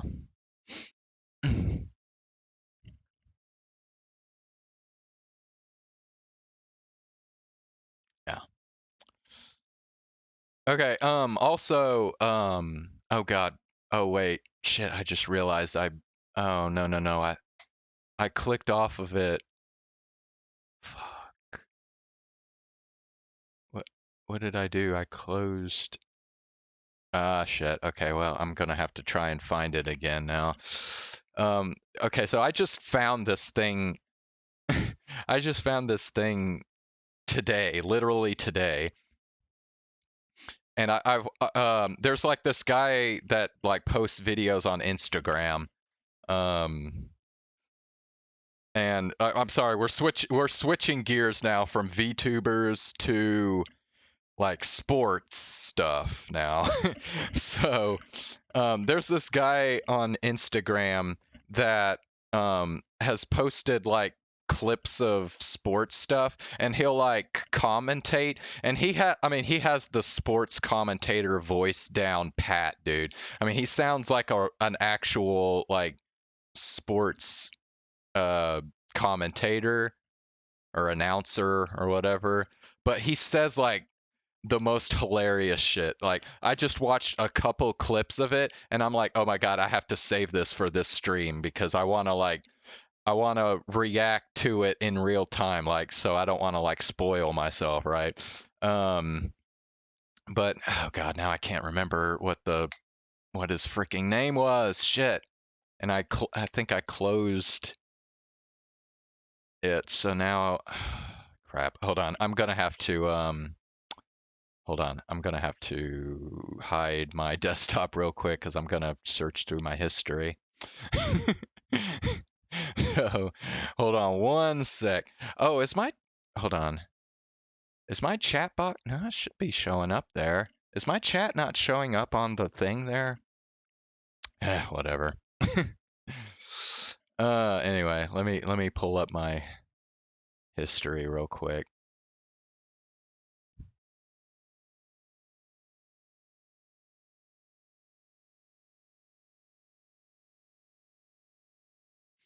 Okay, here we go. Here we go. Okay. I found it. So, here, let me pull a display up here back again. Okay, so there's this guy called Bob Menery on Instagram that posts these like sports clips with him like commentating over them, and he does like these ridiculous like like commentary. Yeah, let's just play it, and you'll see what I'm talking about here. Up by 4 points. Here is the serve, slapped, and the game begins. Up in the air, and how about that? Okay, so I've already seen this clip. So it's what takes every man down on planet Earth. Right off the hoo-ha. She uses her strengths to her advantage. I'm sorry. I'm sorry. Let me maximize this and start over so you can. Up in the air, and how about that? You never see that before, Peter. It's what takes every man down on planet Earth. Right off the hoo-ha. She uses her strengths to her advantage. You see that move, taking down so many men across America. Well, she used it for this little game. Right off the vagina, another point scored. And he takes a return at the 5, at the 10, up the middle. He's tripped up, ball is loose. And look who it is. It is Young Ho Koo with the recovery. Is there anything this guy can't do? Well, kicking field goals. But anyways, it comes to onside kicks and recovering footballs. Young Ho Koo is a genius. They have waited so long for this moment, Peter. The world record, all they got to do is cross the bridge. They might have brought too many guys, though. I don't know. If one makes a mistake, the whole ship goes down. I mean, not literally, but you know what I mean. Oh, boy, we have an issue. The backside of the boat is stuck, and now the front half. Oh, my God, it's actually fucking sinking. What went from a chance to win the world record, it now went from that to a scene from fucking Titanic. They are panicking in the water, and I don't like to be the bearer of bad news, but they are heading straight for a fucking waterfall, and there's nothing they can do. The world record is out the window. Their lives are out the window, and all we can do now is pray that everyone is okay. But again, it was a fatal error by the team. Too many guys. Too many guys. Well, you thought John Benet Ramsey's parents were bad? Well, how about this group? Halftime show in New Orleans is underway. Bro, I mean, they tried to get 21 Savage, Mariah Carey, Maroon 5. None of them would show up. So New Orleans was forced for this thing, whatever this is. Peter, I hope you have child services on speed dial. We might need them. I'm sorry. Let me clarify. I haven't seen this clip from Bob Menery, but I think I've seen like the video of something like this, some halftime show with like babies trying to crawl or some shit. So, but the Bob Menery commentary is completely new to me, so I am reacting to that genuinely. So parents are psychotic. Number one in the top left smacks her mouth against the floor, and her mother doesn't give a shit. She's going to tell her to keep going and chase that fucking Mickey Mouse doll so she can go drink wine with her friends and brag about how great her child is, as number 6 takes a shit midair and taunts number 5 and goes back to mama. These parents should all be on death row. This is not cool. Number 2 shit her pants. Number 3 started crying. So number 6 at the finish line. There is a mini. It's a Minnie Mouse doll, not a Mickey Mouse, but still. The race. Well, they were about to go 10-2, and you know what that means in New England? Massive panic. There are no receivers left. Gronk went to become a movie star. Antonio Brown, well, we know the story there, allegedly. And Josh Gordon, well, he just got way too fucking high. Brady is now yelling at the remaining receivers he has, and it's not looking good. And to prevent John Gruden from having a massive heart attack, well, we better keep an eye on him. That's not even fucking close. And judging by Gruden's facial reaction, he's either disgusted or he has a massive hemorrhoid hanging up there deep inside of his asshole. We've only seen this kick twice in the history of mankind. This was the first one. Yanked into this guy's dick, and then the other one was a fucking Madden glitch. Oakland is in big, big trouble. And the snap, shit. the hold, and ain't no shitbag titty fucking here today. Tucker drains it, and the Ravens win. Lamar Jackson's excited. Oh, my God. Knocks a 49-yard dinger in Dude. hurricane-like conditions, and the Ravens win. And he's going to look, fire, left side, got him. Ole Miss in the end zone. They cut it to 1. And he is, what is he doing? Oh, my God, you can't do that. You cannot pretend you're a dog, crawl on all fours, and take a piss in front of the ref. 15-yard penalty, and it's going to push the extra point back. A chance to tie it. Oh, my God! Wide right. And that is going to cost Ole Miss the game. Oh, my God. All because some Bro. bonehead decided to crawl around in the end zone, pretend he was a dog, and take a piss in front of the referee. Like, okay. That's Okay, hold on. shitbag titty fuck if I've ever seen it. And right. Okay, bro. Like, even without the Bob Menery commentary there, like, holy shit. They missed the extra point and lost the game by 1 point because a dude did a fucking dog piss celebration. Imagine, dude. Imagine. Oh my God. That is the worst, dude.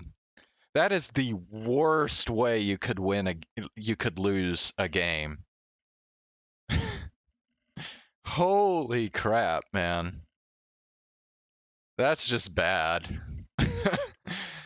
Like, even without the Bob Menery commentary, that would have just been a crazy clip, man.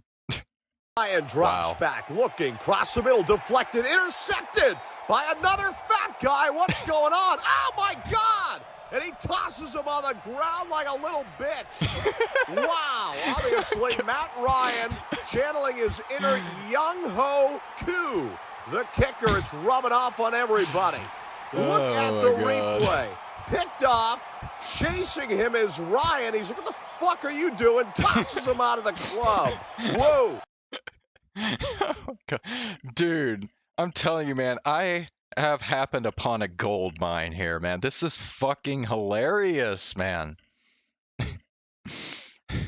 Holy crap. Like, and the crazy thing is, look at the title of this video.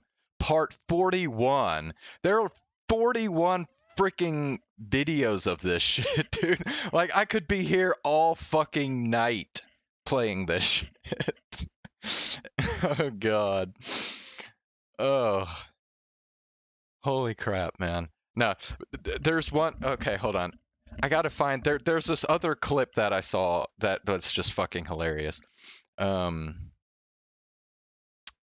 me see if I can find it. Bob Menery, Collison,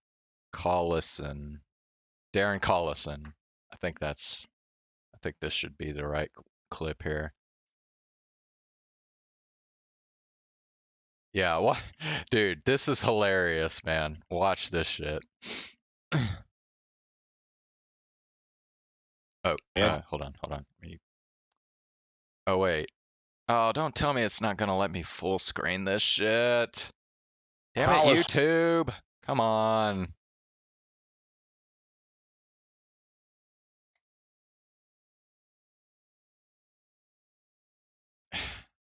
Fuck, I don't think this is gonna work. No, damn it. It's not gonna let me full screen it.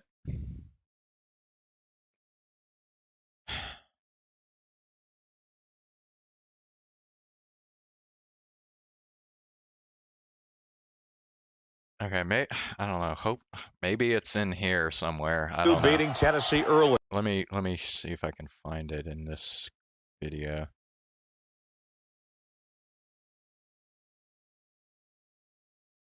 Scroll through the.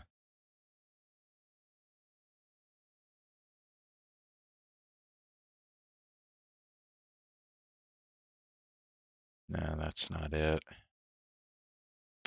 Fuck.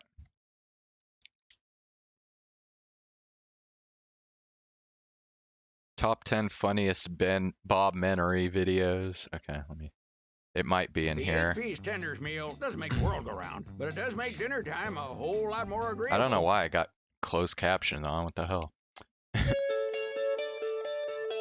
Gucci Flora Gorgeous Gardenia, the new eau de parfum. Okay, let me see if I can find it. No, it's not that one.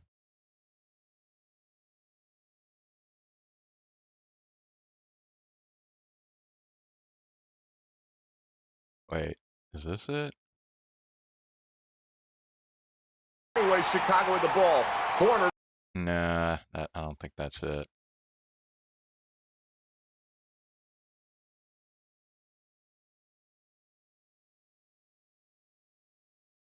Dang it, it's not on here. Ah, alright, well, I guess I'm just gonna have to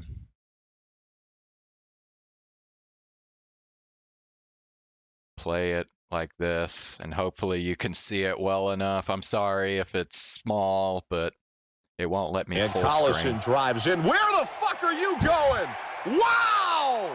Lays in the easy two. He snapped, crackled, and popped him like a little fucking Rice Krispie treat. Easy deuce, Collison.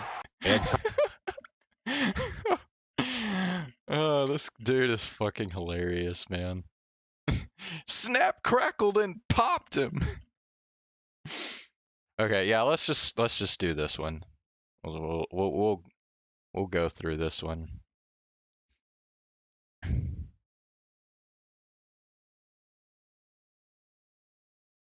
Okay. Yes. Well, he was born next to a nuclear power plant, has an IQ of 2, and got hit in the head with several rocks as a child. But boy, can this guy play basketball. Look at that, deep from 3.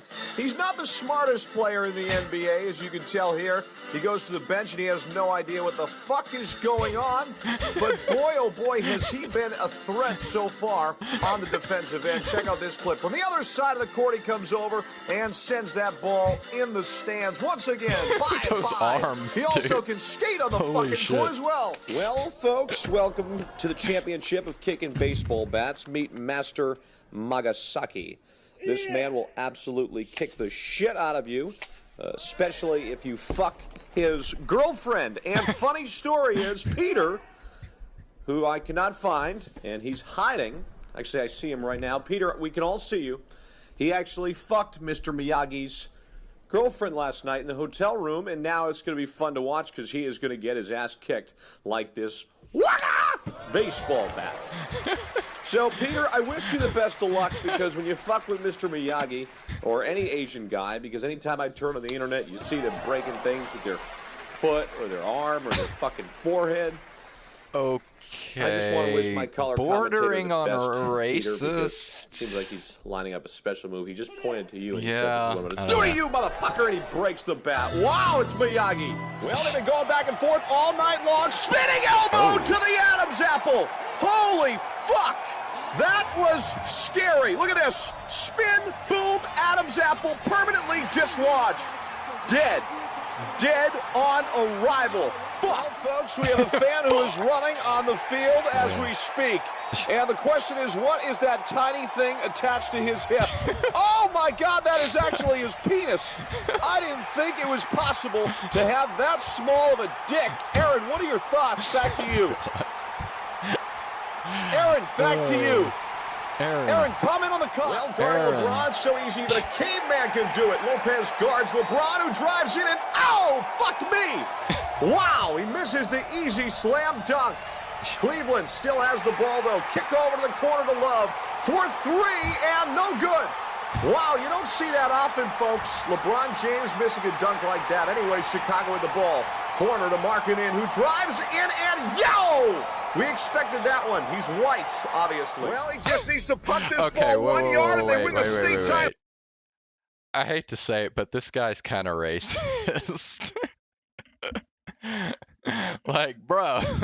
I mean, I know he's talking about white people, but, like, come on, dude. Oh shit. Oh, he muffs it, but he's got another chance. Oh, he misses it. This kid blows, and he's never going to get laid by Sally at the high school prom because he cost his team the fucking football game. Well, this is the last fight I broadcast. Poor Martin on the left is getting the shit kicked out of him. He has broken ankles. As you can see, the referee is doing nothing about it. He is continuously getting punched in the Adam's apple, and every time he tries to stand up, his fucking ankles turn into little Finding Nemo flounder fins. Yeah, and you know, he's obviously just brain damage, as you can tell. He keeps doing his tippy-toe thing where his arms just stretch out, and the referee is doing nothing about it. He's fucking baked over there, just standing in the corner, watching this guy get the shit kicked out of him. Wait. Hold on. Wait a minute.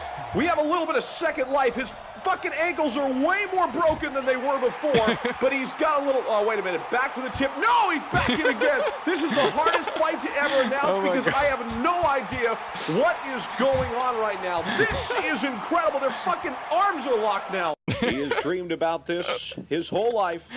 Fabrica, the Olympics. Oh shit, man. Oh, fuck. Oh, yeah, I remember this. Good. I remember what when does this Fabrica happened. think this is? A high school pool party? You can see what he does wrong here. I think he took a shit midair because look at his face, and the dive is just horrendous. I know. And I believe the judges are going to rape him for this. That's just so bad, dude. I feel bad for him. Because even, like, you can tell, even, like, his face, like, when you look at his face while he's going down, man. He was like, he had that face. He was like, oh, fuck, I fucked up. And, yeah. Yeah, dude. One, let's check out what he got. Yes, he's like, all zeros across the board. Fabrica is not happy. Let's cut over to John David Pahoyo, who is ready for his next time.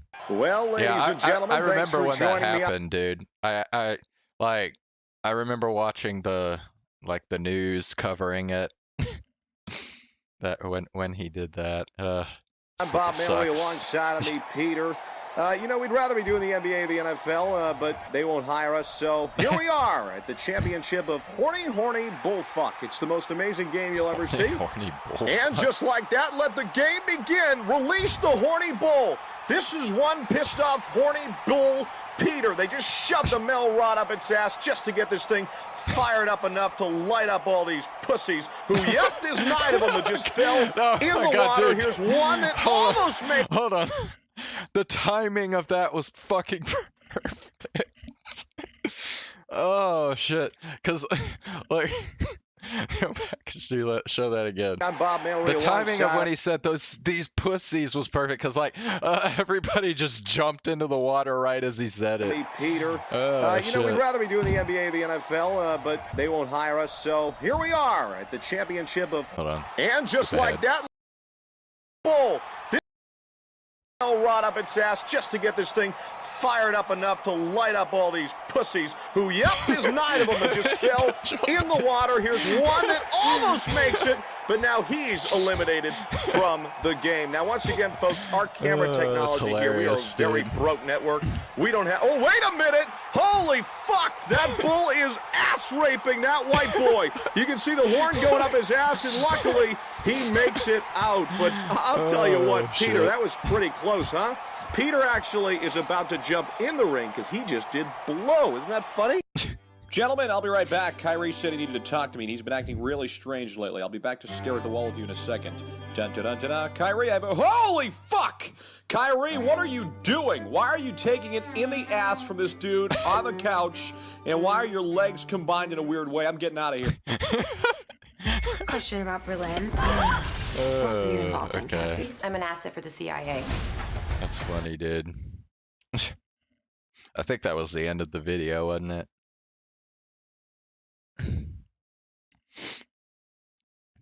Yeah, that was the end of the video. Oh, man. Oh, no, don't fucking play anything else. Oh my gosh. Wow. That's good stuff, man. Okay, Let me think. I'm trying to remember if there was anything else that I wanted to show on here. Oh, I remember there was, yeah, there's this whole rant that I kind of want to go on about this one dude. Okay, let me try and sum this up real quick here, because I don't feel like going on the rant right now. I'm a little too tired. I'll go on the official rant on another stream, maybe tomorrow. I don't know. We'll see. But there's this thing I saw recently that kind of pissed me off. So there's this. Let me strongly emphasize the quotations here. Music critic that I recently found out about, who just recently went on this big tirade against Demon Dice. I mean, you know who Demon Dice is, right?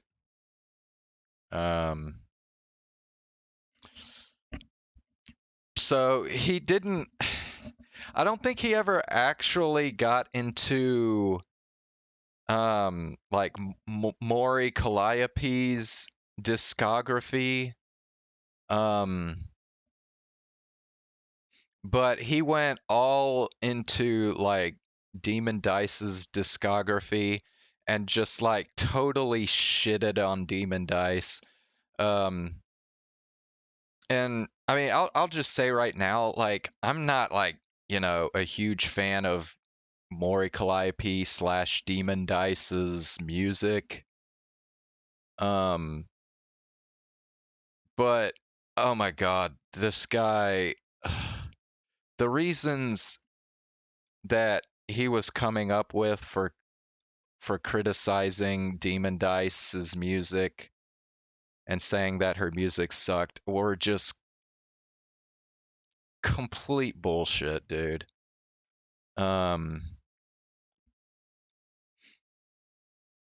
Yeah, it's just bad.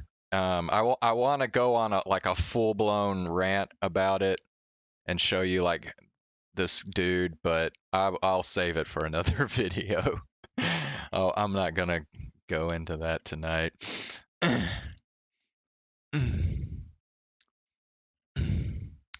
Anyway, let's see. I feel like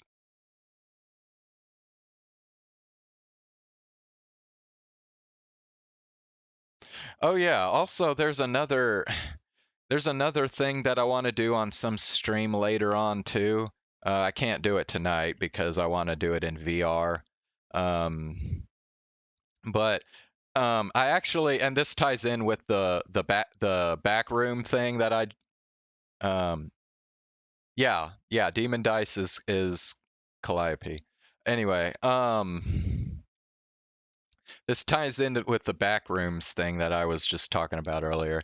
I just saw that I guess Iron Mouse and Connor, aka Sea Dog VA,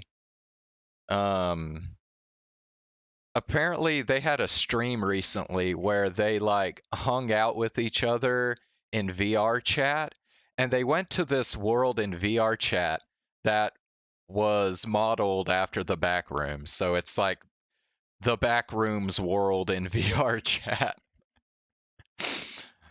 And I swear I want to do a karaoke in VR chat in the back rooms just for the lols, man.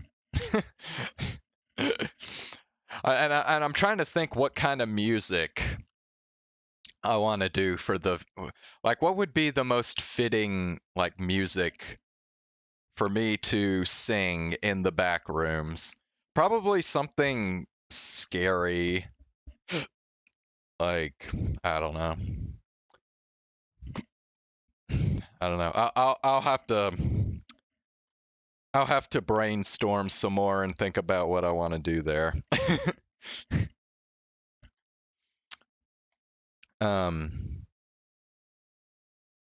Oh, actually, there was one thing about the backrooms that I just thought about that I didn't really, that I kind of forgot to talk about. So let me go through like this video of the backrooms, right? Here, let me full screen this shit. Sorry, my computer is a little slow. The one that I bring with me on these trips. Okay, you could kind of see it in there. Okay, yeah, like here we go. Okay. So I want you for the back rooms, I want you to just kind of look at kind of the layout of the walls, like the way they're shaped and everything, right? Let me see if I can find a good example of what I'm thinking of.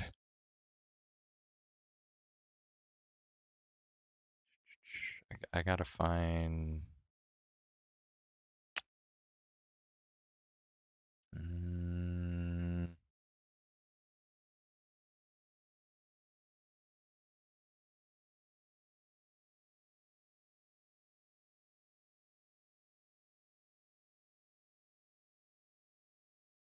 Maybe here.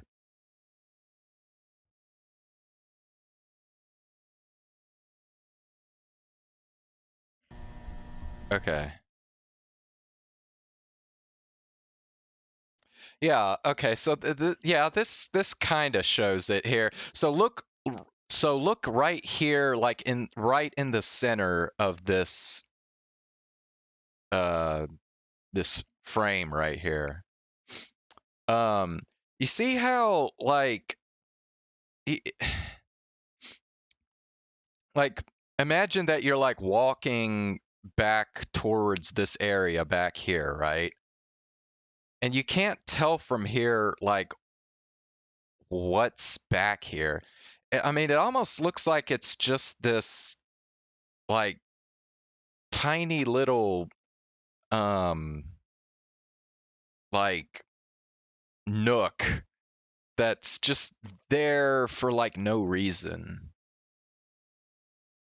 Like why would somebody build like an office room and have a space like that just that serves no purpose? It's just this little tiny, not even a room. It's just like why is that there? The back rooms has lots of little areas like that, like little areas that are just kind of lead to this little like dead end, almost like a maze. And you're just like, why would that be there? Like, why would that be built that way? And to me, that kind of just adds to like the creepiness of the back rooms.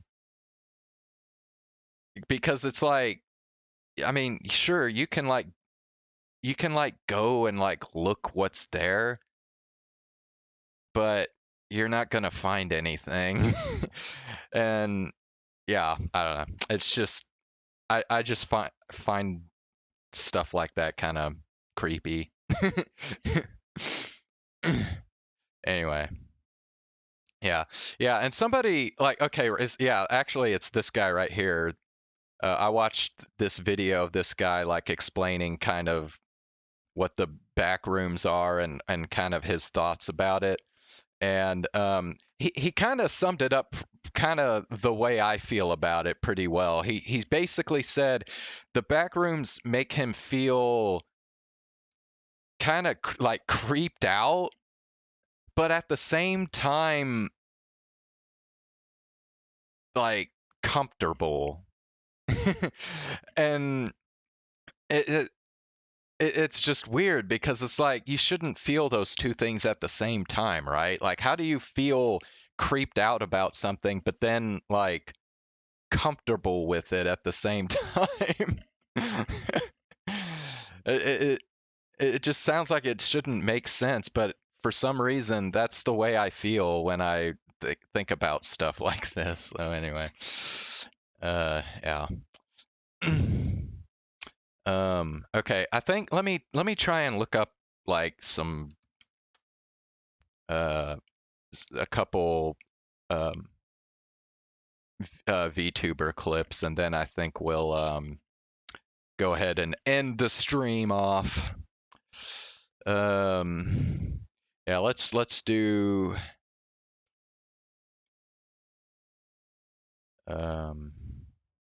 let's react to the latest V-Shoujo highlights.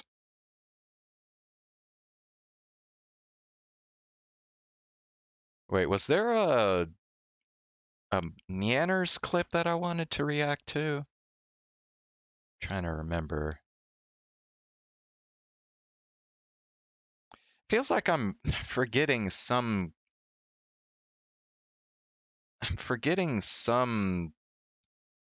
clip that I wanted to.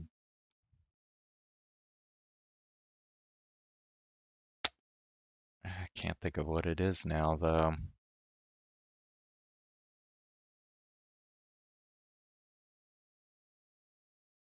Damn.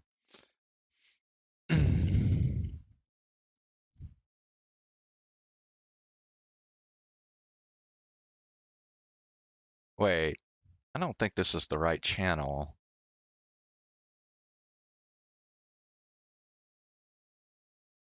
Wait, best of. Yeah, but that's from 13 days ago. Okay, never mind. We'll have to find something else. Best of V-Shoujo. Let's see.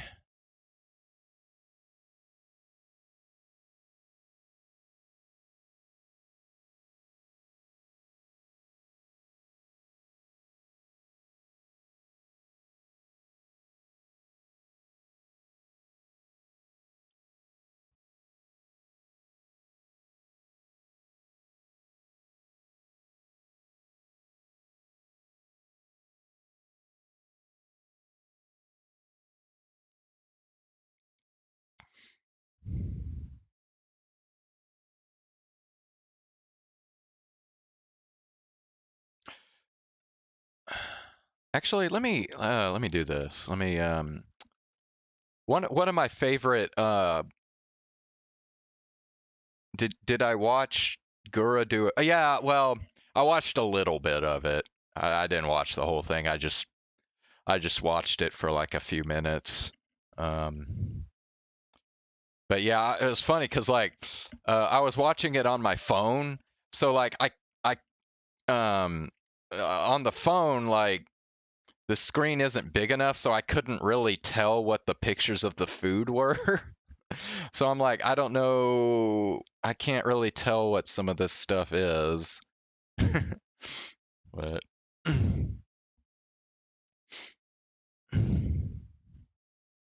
yeah, I think this is probably like my favorite VTuber clipper channel right here. It's Holocrum channel, and Holocrum is mainly a sauna clipper. But oh my gosh, I don't know why, but I'm telling you, I feel like I'm just getting more and more like attached to sauna. Like I just watch her clips and they're just I don't know, I just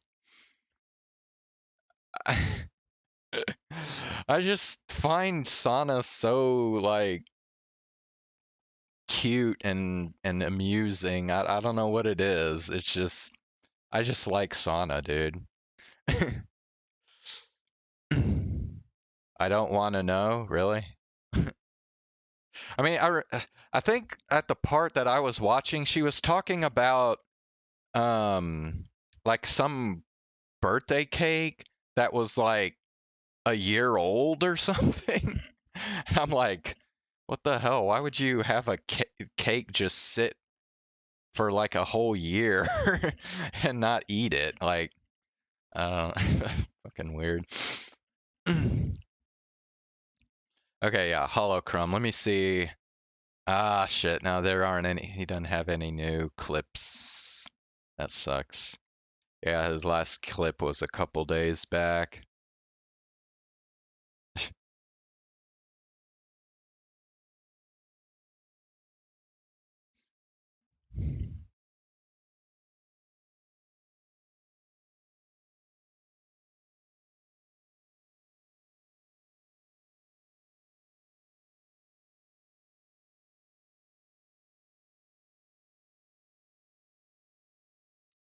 I also just Sana's just so adorable though. I don't know what it is, um but like holy shit, it makes me feel bad that like for some reason her subscriber count is like lagging way behind all the other Hollow Council members. Like I mean, I get that like, you know, she was off for a long time and she had the back injury that kept her from being able to stream for a little while. So you know, like she's gonna lag behind the others because of that. She just had too much time off, so she's not gonna get as many subscribers during that time. But like, holy shit, like she absolutely deserves like at least as many subscribers as the others, because Sana is like honestly, she's like one of my favorites. YouTube, Hololive VTubers now. I just love her. I saw I actually just recently discovered some fauna clipper too. I'm trying to remember what the channel name is. Oh yeah, this is it. What is it? Saka Sandayo. Yeah. Yeah, I've been watching some of these clips lately. They do a bunch of fauna stuff.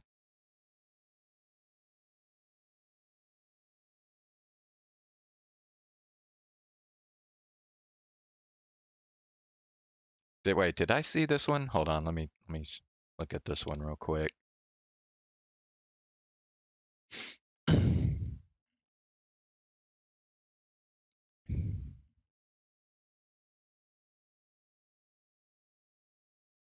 Crony, there's only one bed in the shell. So what will we do? What shall we ever do? Oh no!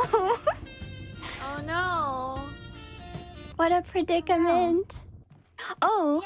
No, I think I saw this one. I saw this one already. Wandering. Does that make it? Wandering Oh. round. I'm crawling to the sky. Oh, I hear sounds. Please, not the I think sheriff. I saw. It feels like Callie.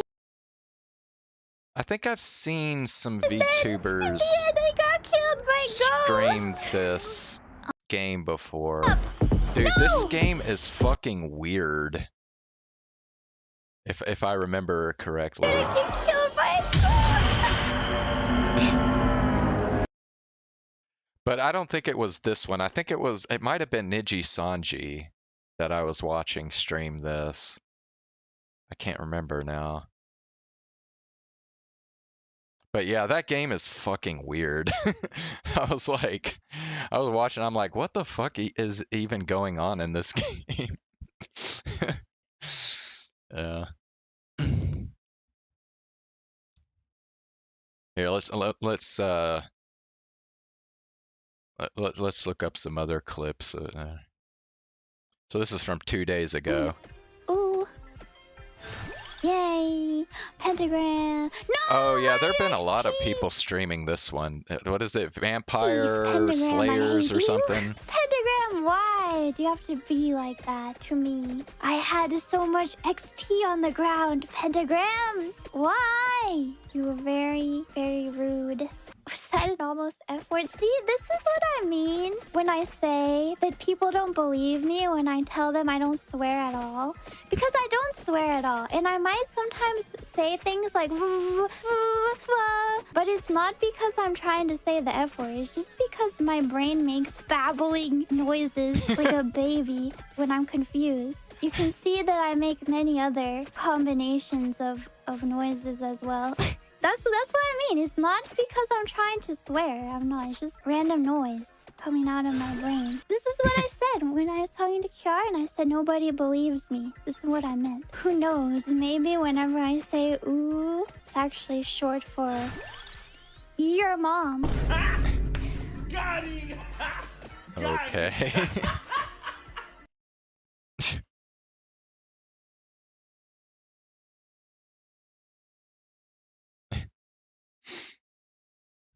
Dude, Fauna's one of my favorites too, dude. Yeah. Fauna, I don't know.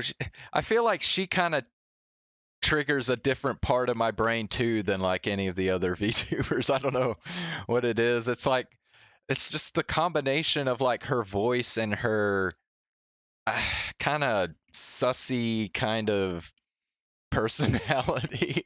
I don't know. It's just funny.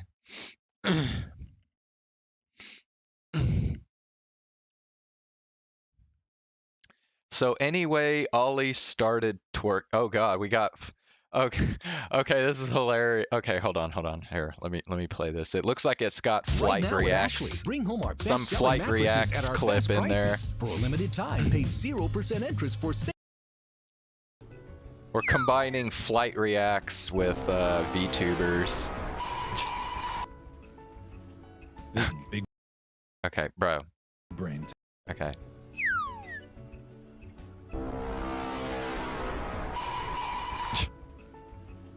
This is big brain time.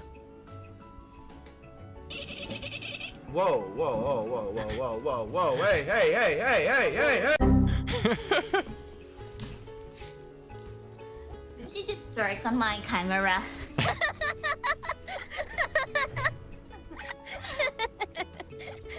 Ollie got put.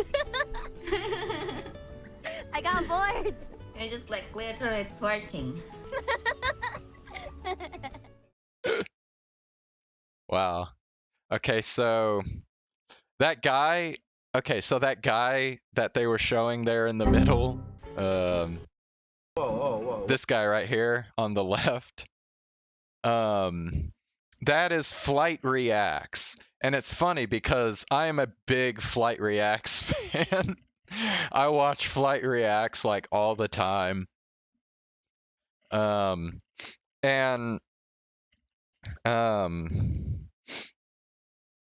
Like I was just recently thinking about like the like, is there any crossover between people who watch Flight Reacts and people who watch VTubers?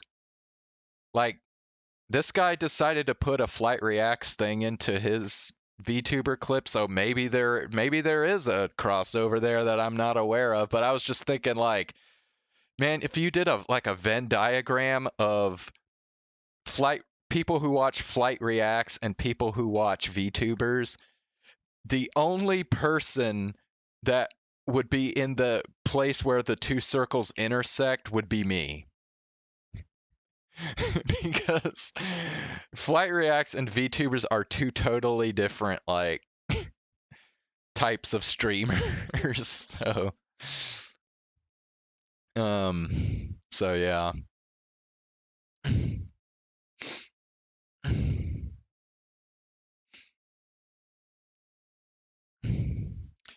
But yeah, I was just thinking, actually, I've never really watched Muna that before. Like, I know she's the most popular Hollow ID VTuber right now. Like, she has the most subscribers of anybody in Hololive Indonesia. But I've never really like watched her, so I don't know that much about her. But just based on this clip here, I was kind of thinking like, just the way she kind of said like, hold on, let me play it again. Oh, hold on, I passed. Did she just jerk on my camera? Like, just the way she said that. Did she just twerk on my camera?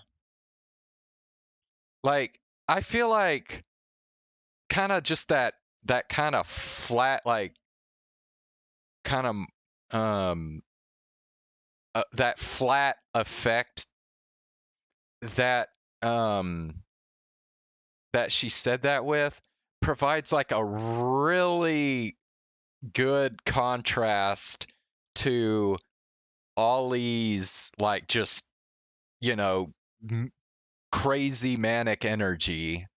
Like those, like, just I don't know if Muna's normally like that, if she's normally has kind of that flat effect or whatever. But if that's what she normally is like, then I feel like her and Ollie would make just like almost a perfect like comedy duo. You know what I mean? Like they could just play off each other like, and it would just be hilarious. But I like I said, I haven't seen enough of Muna to really know.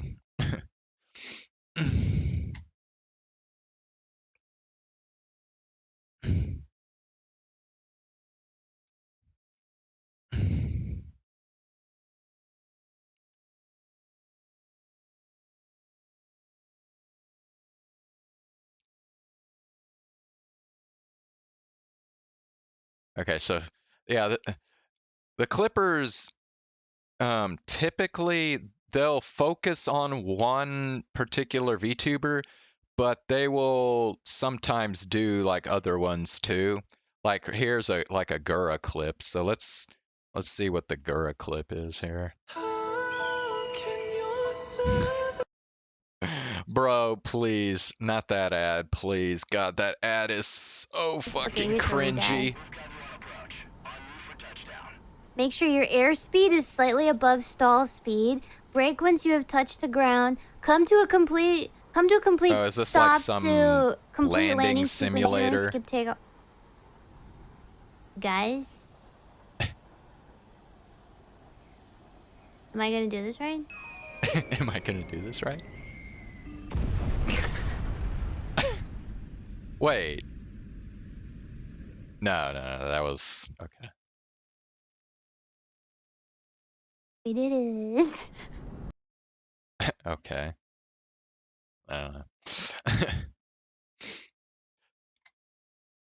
Funny thing is though, like there was one time I went to some like airplane museum or something, and they had like a flight landing simulator thing that you could play there, and I tried it out, and holy shit, dude.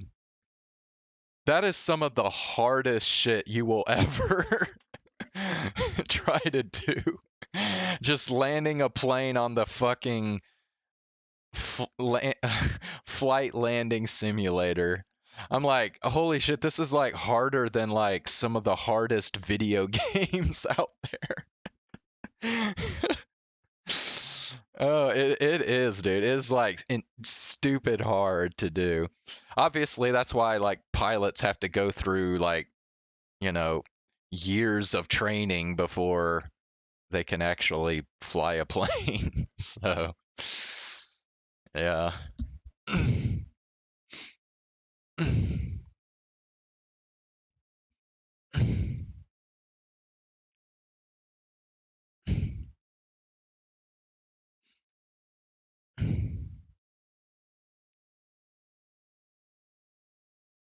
I don't know. I still want.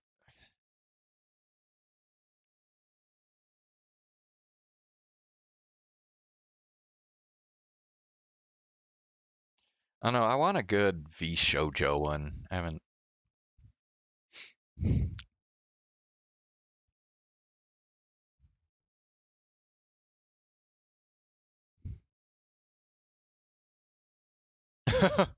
Oh God. You want me to do a smash or pass on HoloLive members?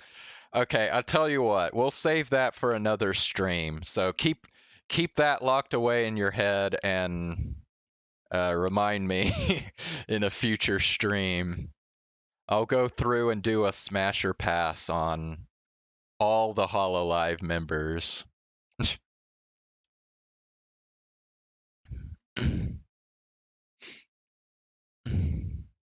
Yeah, I feel like that would like take too long if I did it right now. I don't feel like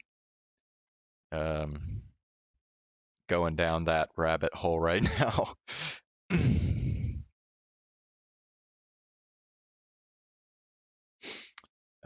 Okay, let me do like upload.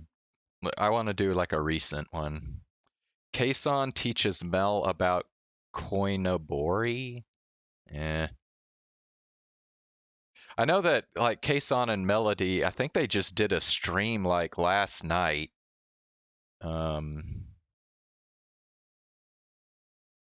Where somebody was like kind of showing them around. I can't even remember where it was. I think it was someplace in Japan.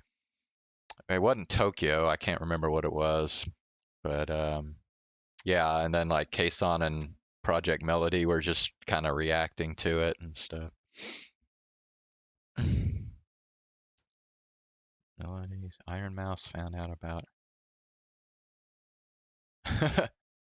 Oh god, somebody did lewd fan fiction of Iron Mouse with Connor.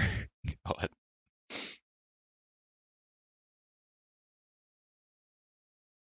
Silver Veil has a Yabe question for Melody. Yeah. Have you ever watched Silver Veil?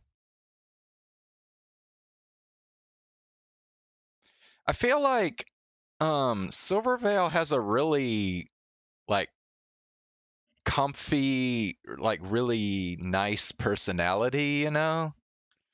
But then I don't know, like I feel like her streams get boring a lot of times. Like I'm just like, I'm not really interested in this. But I mean, I like her personality. Like I think she would be like a really cool person to meet, like in person, like to meet the real life Silvervale, and like just hang out and chill with her. She seems like that kind of person. But yeah, here we'll go ahead and watch this clip because I don't think I've seen this one. Squarespace is everything you need to sell anything. Then have you ever been leached? Murder and simple. Leached? Leech, the perfect Leeches. combination. I forgot how to say leeches. My brain forgot that was a real word. Leech. Yeah, have you been leech? That's a weird word. Leech? Yeah. Leech. Wow. They kind of scare me. Are you talking about the leeches like the Yeah, medical like the thing one or that suck out your blood. relaxing things therapeutic? This therapeutic I have leeches? a question. You probably know the answer to this. Uh-oh. What would happen if you put a leech on your nipples? So... Your nipples would swell up. Nipples are very porous. Silvervale. If you look very carefully at a nipple. Your nipples would swell up. Silvervale. I mean, they definitely would. I'm looking very carefully at my I nipple. will let Okay. you know ahead of time. Okay. Silvervale. What are you doing?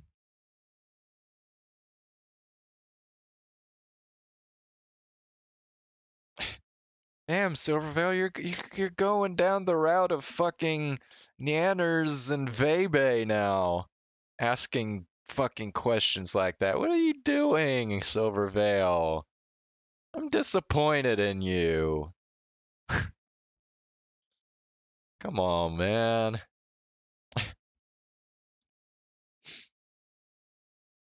Although funny story, dude. When she talked about leeches on nipples, it reminded me of this clip I just saw like a week ago of something from. It was like a clip from Fairy Tale, and it was very yabe. It was a very ecchi clip. It was like, so it was Lucy Hartfilia, or however you say her name, in like this top that like, so basically like her whole midriff is exposed, and like you can even like if you're at a low angle you can even see like her under boob with this top she's wearing, and like a bunch of leeches start like crawling onto her, and and she starts like writhing around, and there's even like one point where like this big leech like comes out of the water and like fucking tries to like go between her boobs, and she starts like grabbing her tits and stuff. Oh, that question reminded me of that clip. Ugh.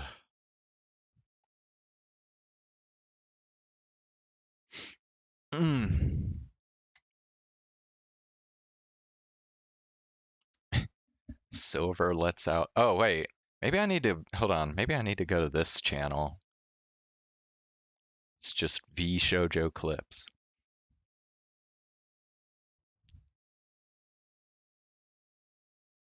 Yeah, okay.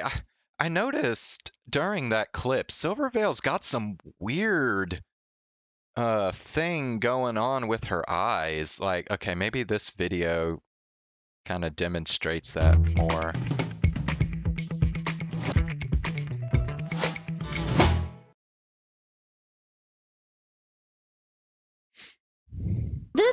This is brand new tracking, completely new program, super top secret for now. But I have full range, full arm range, so I can do this. I know you guys love when I lean back in my chair. and I have fingies. And it's made by the wonderful, amazing Baffler, who's super talented. I love him so much. He's literally a wizard, a computer wizard. But he's so talented. So yes, this is my super cool new tracking that I'll be using all the time for 3D. It's so cool. Bow bow bow bow. So yeah, I can do all my stuff. Bah, bah, bah, bah, bah, bah, bah. Dang, dude. I don't know if you've noticed this lately, but this, like, you could see it here. Did you notice how like expressive her eyes are? Like, dude, VTuber shit is getting like crazy now, man. Like it's just getting more and more like realistic, like the tracking and all the shit, like the facial expressions. Yeah, dude. I mean, I'm telling you, man. Like the V Shoujo is like constantly coming out with like new shit for their avatars and stuff. Like Vebe just recently like debuted a new avatar.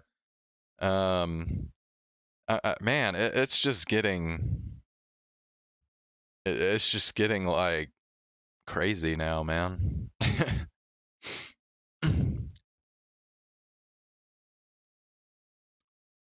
Yeah. Okay, well, I think I'm gonna go ahead and stop here. It is midnight here now.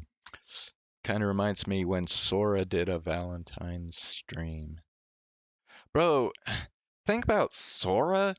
Has she even updated her avatar at all since she first debuted in HoloLive? Like, I don't know. She still looks the same as like... Yeah, I don't know. It's like I noticed recently, like sometimes like her avatar's mouth will be moving when she's not even talking, and then other times she'll be talking and her mouth doesn't even move. And it's like, man, Sora needs to like update her model, her VTuber avatar.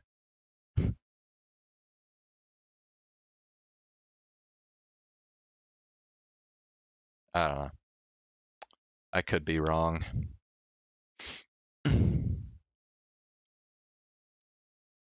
Anyway, all right. I am going to call it a night and go to bed, I think. I'm pretty tired.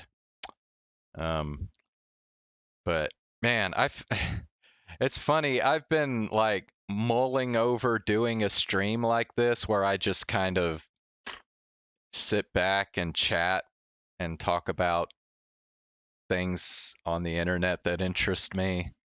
And I like after doing like I've kind of done it for a little bit here and there before.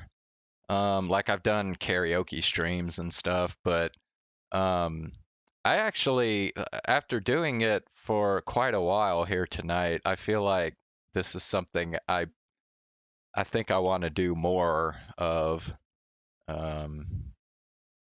Yeah, because I don't know, I really like talking about stuff that I'm interested in. So I hope that I hope that all this stuff was interesting to you. So if it is, then I will probably do more of it in the future.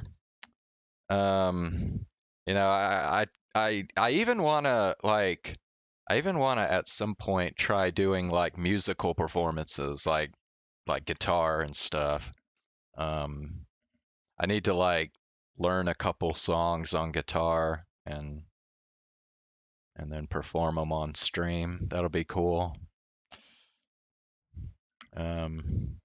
Yeah, I want to kind of branch my content out some instead of just doing video games all the time. So anyway, all right. Well, I still got, like I said, I've kind of touched on some other stuff we can do here soon. I can do the smash or pass thing. I can do. I still want to do that rant with that one guy that was talking shit about Demon Dice. So yeah. All right. Oh yeah, and then I want to do that like karaoke in the back rooms thing. That'll just be a weird fucking stream. Anyway. All right, well thanks for watching. I hope you enjoyed it.